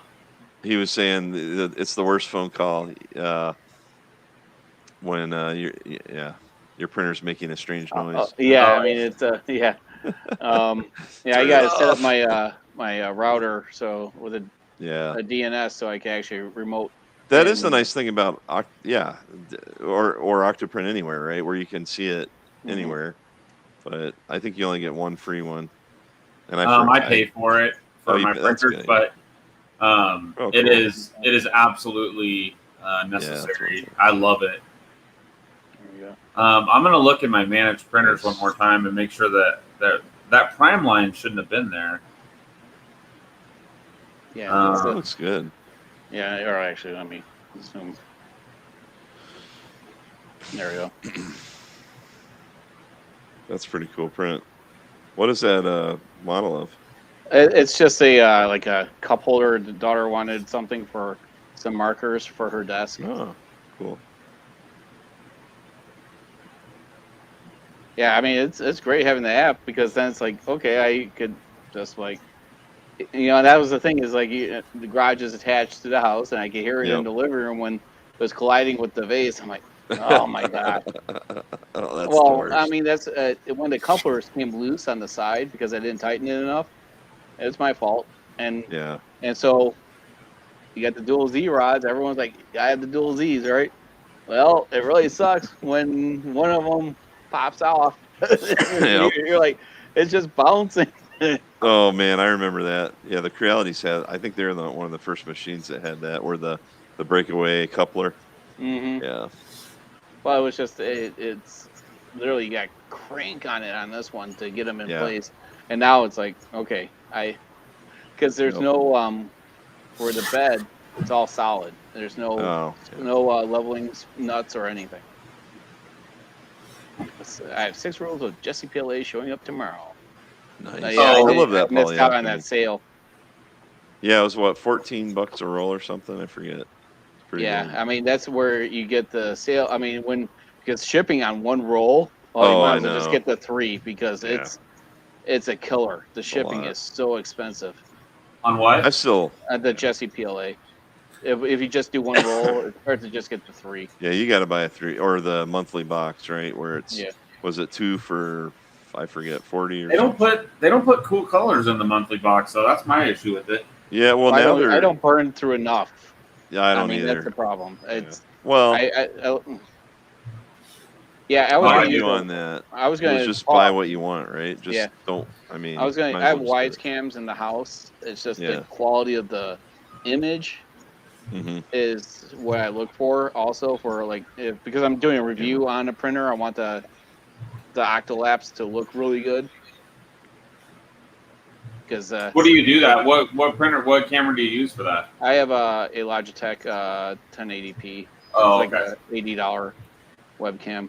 You're not using like a DSLR or anything like that.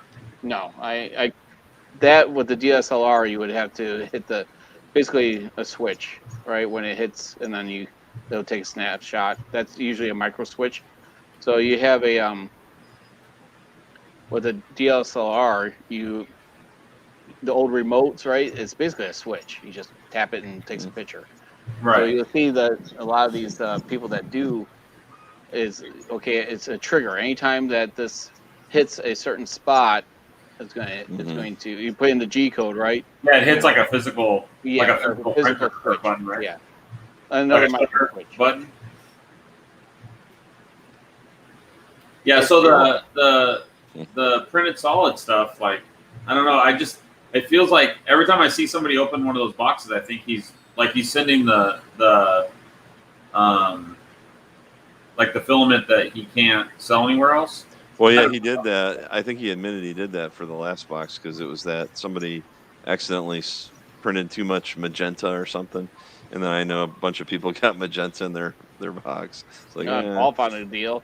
Spent $15 at Walmart for each camera. Now I would do it then, yes. Now it's a mile off the bed. Oh, really? Yeah. So that's not encouraging. Well, I had it at 0.67. Yeah. Because I mean, if it's that tight at the corner, but that loosened, maybe you ought to put that new firmware on there. It doesn't have, right? Because this is a stock profile, so there's no skirt, and there's no prime line. Yeah. That last one printed with a prime line, I was like, wait a minute, that shouldn't have been there. So let's just see what happens. It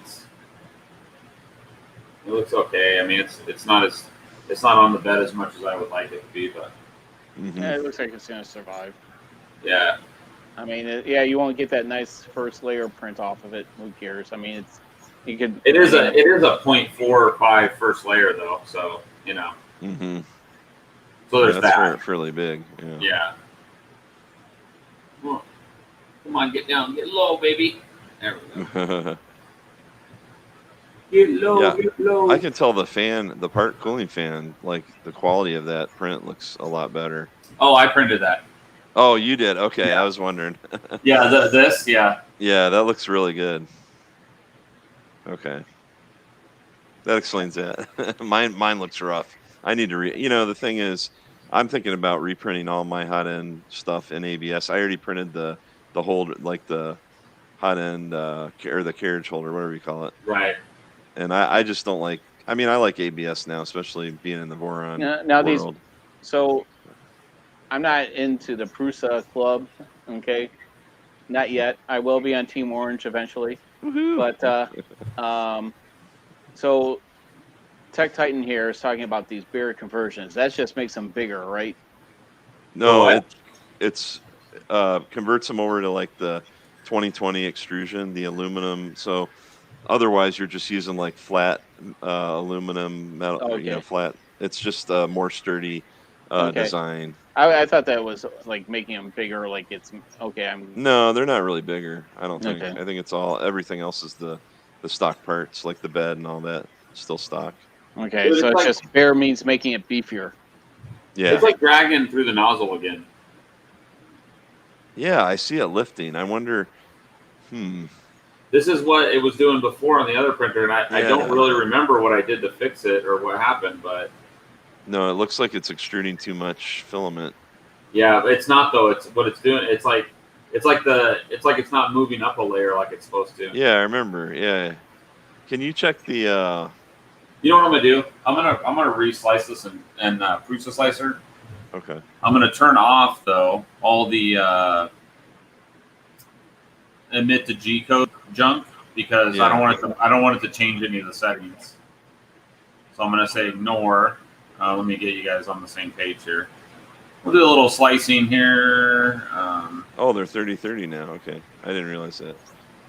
Let's see. So let's go here. A lot of us are like that, Tech Titan. I mean, the way I look at the printers in this community, right, is that I used to customize my own PC cases back in the day.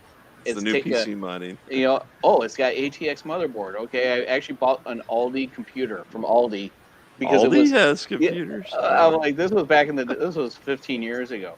Okay, actually more than that, 17 years ago. I would build my own computers, but they had a computer at Aldi that it was all these specs and everything. I'm like, I can't even build it for that price. Yeah. Okay. Pre-built. So what I did was I took and the case was good, and then after a year, I took the components were still really good, took them out and put in a new case and just decked it out and changed it out, parts, the AGP graphics card, put a better one in there. AGP, I remember those. Oh man. Advanced graphics port, isn't that what it was called? Yeah. What was it? The Voodoo. What was the big one? It was like Voodoo something. Yeah. I can't remember the name of the card. Oh yeah, that's when. It was. Like ATI was still kind of relevant. Yeah, and then because I have FireWire if we want to do some film. Yep. 400. Yeah. 400, then 800. Man, you can't even buy a card right now still, right? I think they're coming down. I don't even have a PC tower anymore. I haven't had a PC tower in 10 years. Because I don't do any gaming on them anymore. And I do all my film editing on a laptop. Yeah, I've got a dated. See, I knew Tech Titan knew what I was talking about. See, yeah, speaking the same language. My IT manager 3DFX, yeah, that's cool. I'm an IT manager now, and it's like people are like, "Oh, what computer do I buy?" I don't know. I mean, it's once you get into that part, it's like you kind of lose interest because you're no longer doing field service work and stuff. We work a lot. There you go. Without the game while answering calls. Those are the best jobs. Oh yeah, you'd be like having a little LAN party at work and be like playing Duke Nukem or something. Oh, and I had a shuttle case too. It was like to do the LAN. I actually had that for the TV entertainment PC in the living room, and it basically lasted a year and a half, and then it was already outdated. Those shuttle cases were horrible for finding cards to fit in. The cooling was horrible. I mean, it was just, and nothing ever seemed to work correctly. It's a special motherboard that had to be in them. Oh, all right. Yeah. So, quick update. So, we are now switching over to Prusa Slicer.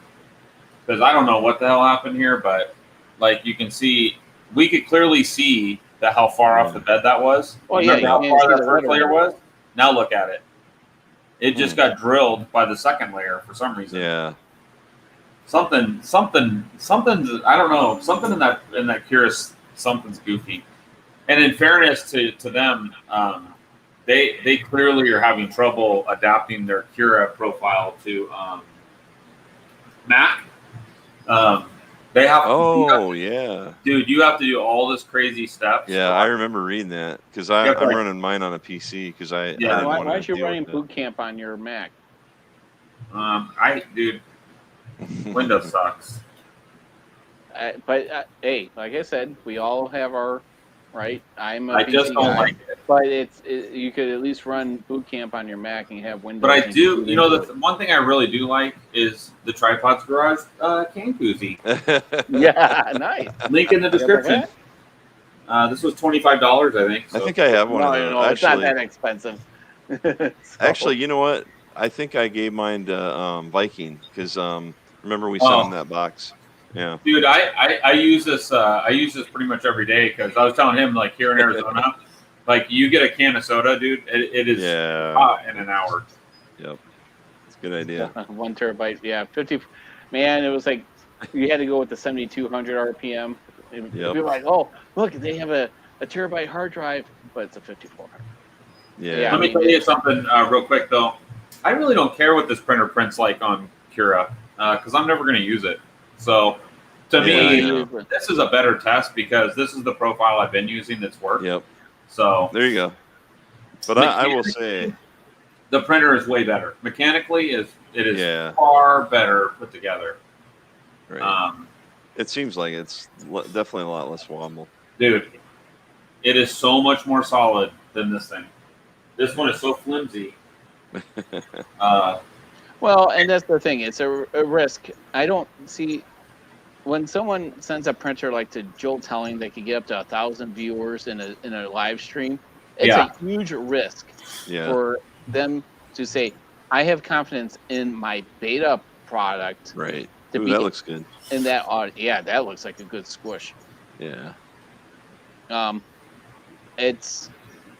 It doesn't bode well. You know, his last live stream went really well with the BQ printer. But again, it's going to be critiqued, and these companies need to. It looks like Lulzbot is one of those companies that listen. They are for sure. They listen. In fairness to Lulzbot, dude. I mean, I can tell you in so many things that I suggested to them that they implemented. Like they are not like arrogant, like where like again, I'm not picking on Prusa, but there are things with Prusa that should have been fixed a million years ago, and just like the pattern on the walls, right, with the stock extruder. He basically says that issues. What is it? I know it's issue 6 for boron. Yeah, I forget what it is. They're 602. Yeah, it's something like that. And he basically says that it doesn't. I mean, he basically is, from my understanding, is basically saying it doesn't exist. But it's clear that it does exist, and unless you upgrade the extruder to get rid of it. So, like in Lulzbot's case, right, wrong, or indifferent, like at least they will listen. There's at least 5 things that I can point out that's like that just from that live stream that we did. Yeah. So everything I mean, the only thing I haven't really heard back on yet, and I didn't expect to, is the see you, Dan. Is the whole issue around the Octoprint thing. Hey, Dan. Yeah, I haven't had that issue on this. Yeah. I think dude, it is like smashed on the first layer again. Yeah, I was gonna say I thought it looked like it was kind of there's got to be like a weird slicer thing going on. I'm going way back. I'm gonna take this. Well, now it's 2 different slicers doing the same thing. So yeah, that doesn't make sense. It's so weird. It's like the Z. Green PTG. It's like the Z is off. Yeah. Or the Z offset, right?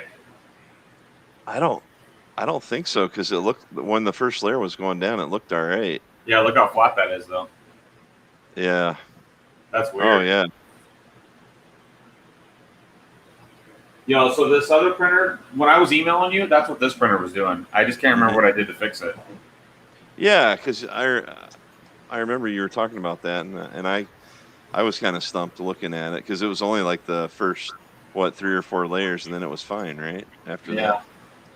I thought I know you said you updated the firmware. Yeah. Maybe that's what you got to do. I mean, that's probably what they would tell somebody to do, right? Right. It is, but I don't get what I mean, that's just a weird issue. I've never ran into that again on mine, on the 289. It's just really odd though that it's the same tool head even. Well,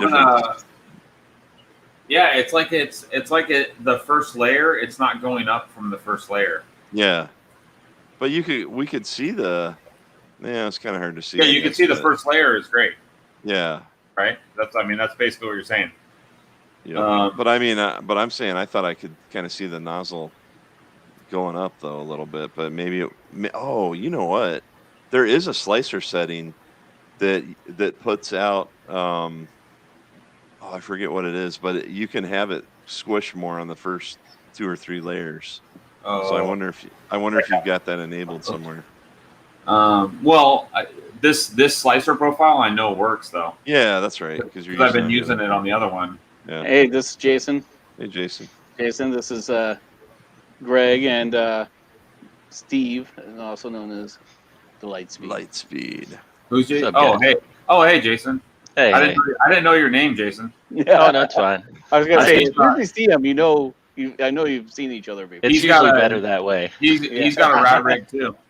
Yeah. Yeah, I see it in the background. That's awesome. It's a small one. So hey, so I'm gonna take the Z offset up to 0.5 and just see if that helps, if that does anything. Are you still using Cura? No, Oh, okay. What'd you move over to? I moved Prusa Slicer because on the old Lulzbot, this profile is the profile I use and it works perfect. Okay. So No, I I don't saw really you were having problems with the mesh, and I was wondering if you had mesh enabled in your start G code. Because I know you said you were using the stock profile. I didn't know what was in the start G code.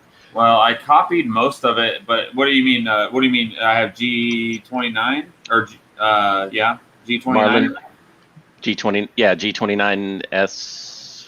I haven't used Marlin in so long. S0, S1, No, that's for rep wrap. So whichever one is going to be where it calls up the mesh. Yeah. Yeah, that's S1, and that doesn't work in Marlin, unfortunately. Oh. But so let's just try this really quick. Ugh, come on. Oh, So this is. I'm wondering if I just need to have it tuned, tune the first layer again. You guys want to see the time lapse? It's finished. Yeah. Let's see it. Let's see. I mean, it certainly hauls ass when it goes down, though, man. It's crazy.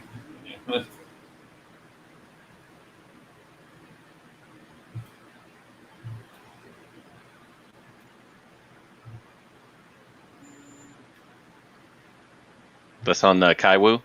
Yeah. John? Yep.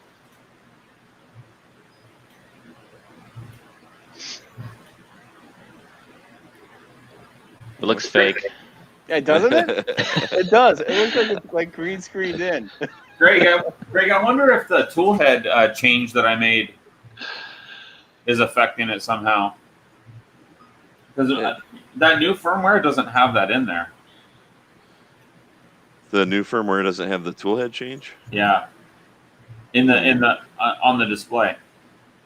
That's weird. Yeah, remember I showed you? It's not there. It's weird. I thought that was the original firmware. That was no. That's the latest firmware that I put on there. Well, that's weird. Was that the one they told you to install? Yeah. That doesn't make sense, but yeah. But there's no ability to change the toolhead in the menu, and this really one has the same firmware that the old one shipped with, the .6. Okay. Huh. Yeah, that time lapse looks totally. I told you it was looking fake when I saw the preview of it. Like, that is pretty cool looking. So I'm like, people were like, "You inserted that." It looks like stop motion. Yeah, it does. Well, it was. I could see when I was sharing it that it was like jittery on the screen here. So I'll put on the tweets and see how it looks. But so I'm wondering if that toolhead thing has something to do with it. It's possible. I mean, from what I remember on the toolhead switch, they're changing the number of steps. You know, so that could. I mean, it could be over. But the steps are the same on the BMG and the Arrow, right? No, I think they're different. They should be different. They're both 3 to 1 though. Are they? Maybe, yeah. I'm pretty sure that they're both 415 or something, right? They're close. Like I've had a Titan at 415 and a BMG at 437, or so the other way around. But they're in that 400 range. Look at this first layer. You can tell that height is like almost perfect, right? Yeah, it looks good right now. Let's see if it stays that way. But what it did last time is it smashed it. Right.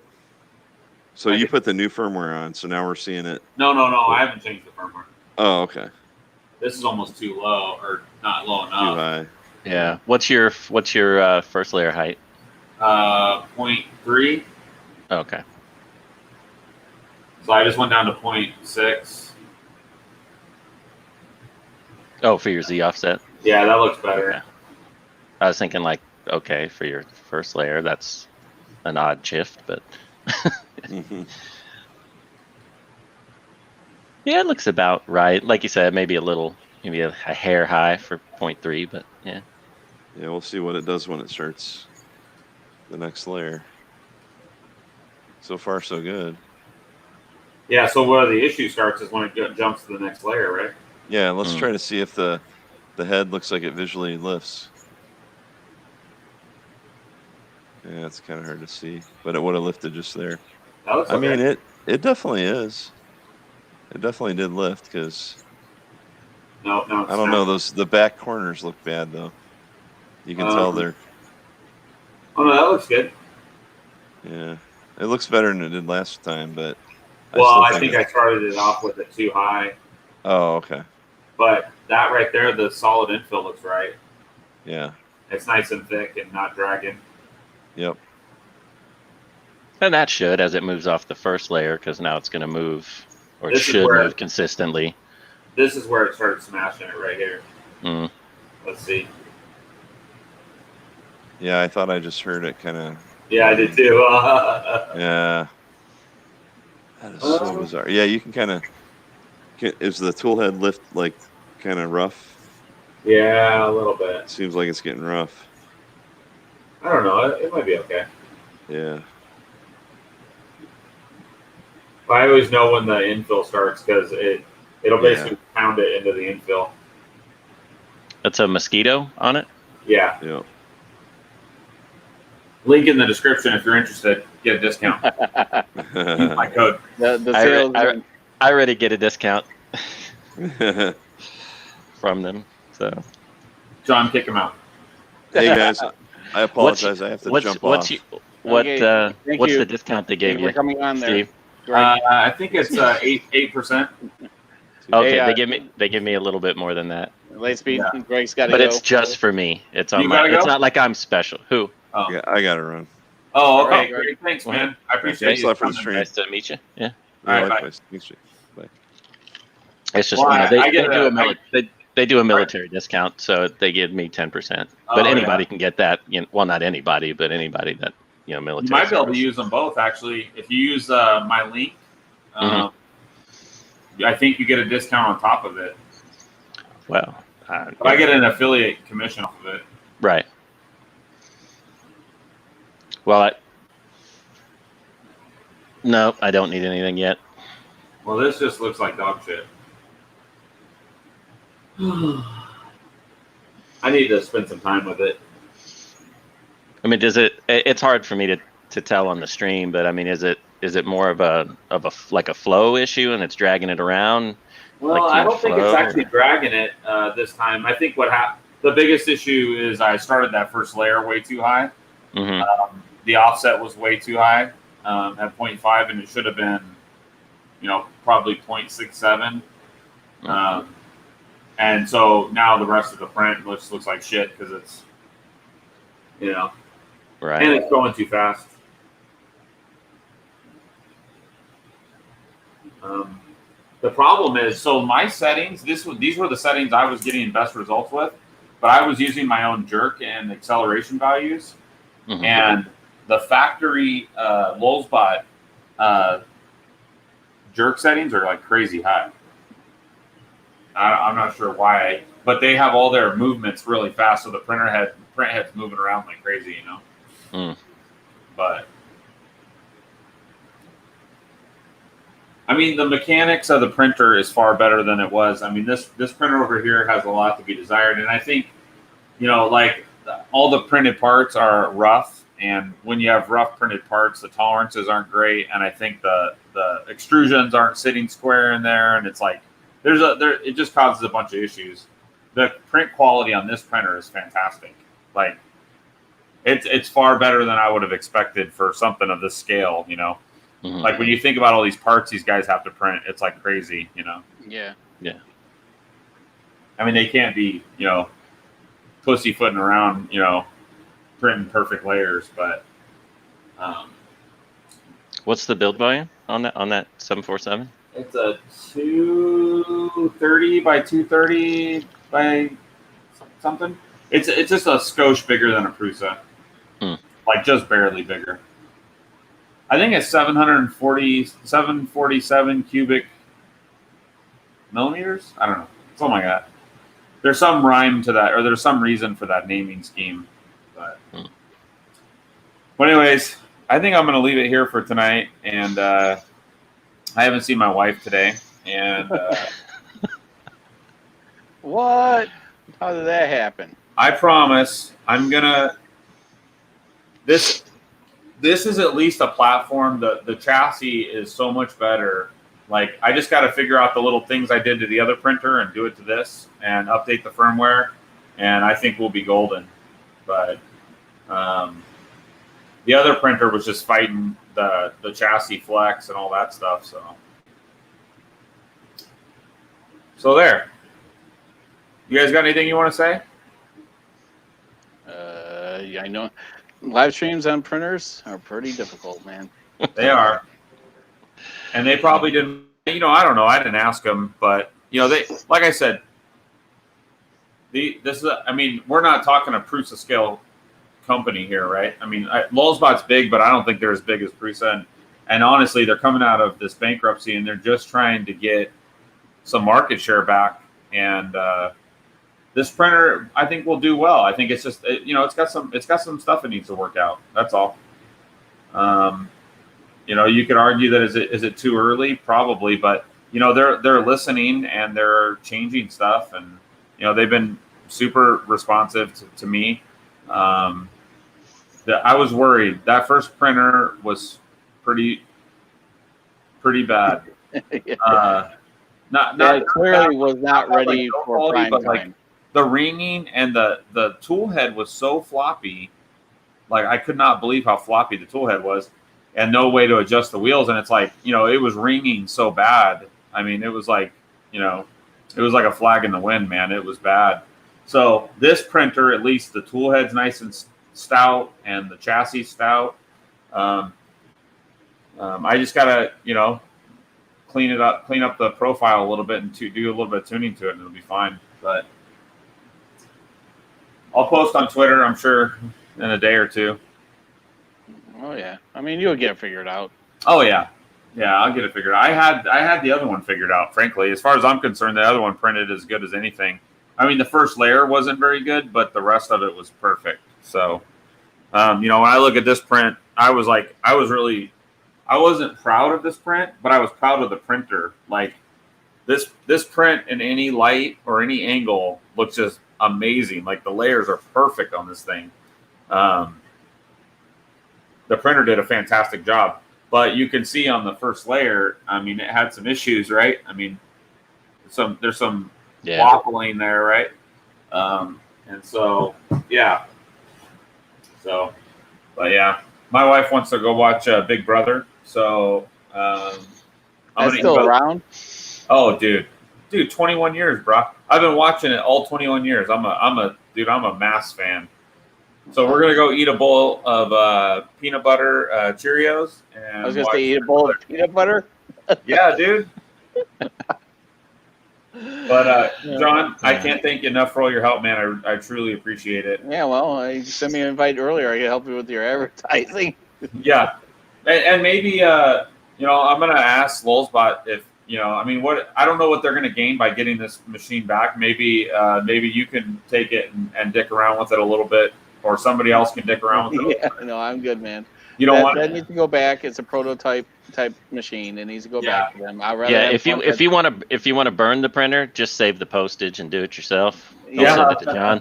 Yeah. I should just take it. No.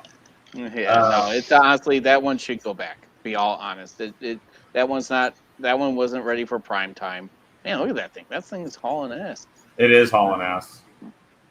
See, but when on the other printer, I had all my jerk values and my acceleration turned down max at 1,000, and I think the jerk was like 6. This one, the acceleration, the jerk's way high, so what was 50 millimeters a second on the other one was no big deal. On this one, it's like it's zip, Mm-hmm. So, but I don't want to mess with the jerk and the acceleration, so I just got to tune the speeds to the Cura profile, and it'll be fine. So, but yeah. Anyways, if you're gonna buy something from Slice, check out my link in the description. I appreciate it. They're the best. Lulzbot is doing a great job, and I think Cruz is doing a good job. It's not a battle. It's just, this printer could be very, very game changing when they get all the bugs worked, when they all the kinks worked out of it, I think. So with that, I'm going to sign off. John, you good? No, I'm good, man. I can't, dude. I appreciate you, man. Seriously, no I problem, do. No problem.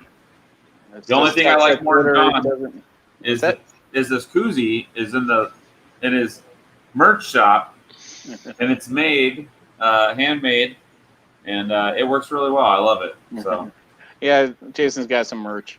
So. Jason, you got merch? Yeah, I got a mug and a shirt. And do you have a channel, Jason, or no?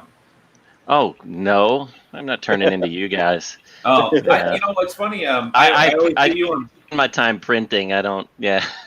I always see you on. I always see you on Jerry's stream, but I never knew what your name was because it was never on the screen or at the same time. But yeah, no, that's fine. I nobody knew me for a long time. I still prefer it that way. It's fine. Well, I was interested in talking to you because I'm getting ready to build the rat rig. I'm starting on the mesh table this weekend, and then I'm going to build the printer on the mesh table because I got a big slab of glass custom cut for it. So, nice. Because I don't really have a flat surface other than my kitchen, and I don't think Mama's going to go for that. So it's pretty forgiving. I mean, in terms of the assembly, if you have like a long metal straight edge, something to measure with, that's like an engineer square and a good square, then you could basically build it on an angle and still get it right. And you'll still have to tweak it a little bit. Which size are you getting? The big one, the 500. The 500. Yeah. So even after you assemble it, and you can take the most expensive engineer square to every corner and be perfect. Once you get the X gantry on and it belted, you're gonna have to play with it a little bit because it's just, the extrusions aren't perfect. Your corners might be perfect, but the extrusions aren't. So you'll still have to play with it a little bit, but you'll be fine on that glass. Oh, well, yeah. And I have a rail core too, and it's. I mean, now it's like I'm scared. I'm scared to touch it. I don't ever mess with it because it works really good. But when I got that, man, I had to buy all that stuff because I had a Prusa. I didn't have any framing squares and all that shit. Yeah. I didn't realize how big of a deal it is to have it square like that. But yeah. But yeah. So I'm familiar with the process of squaring the printer, etc. But I have to build it in my room because I don't think I'm going to get it out of here otherwise. So yeah, that's the biggest problem is getting it through. I mean, if you have a standard 3.0 door, it'll fit through. Mine fits through the door. It's tight, but it's the table don't though. The table. Oh, the table. No, the table won't. The table's 830 millimeters wide, so that won't go through a door. Yeah, not a standard door. Yeah, DeWitt's doing another live stream, right? On Sunday. What I'm really excited about those, I'm building that 10 kg spool holder, and this I'm gonna, because it's all based on extrusion, right? I'm gonna mount that spool holder so I can put this underneath of it.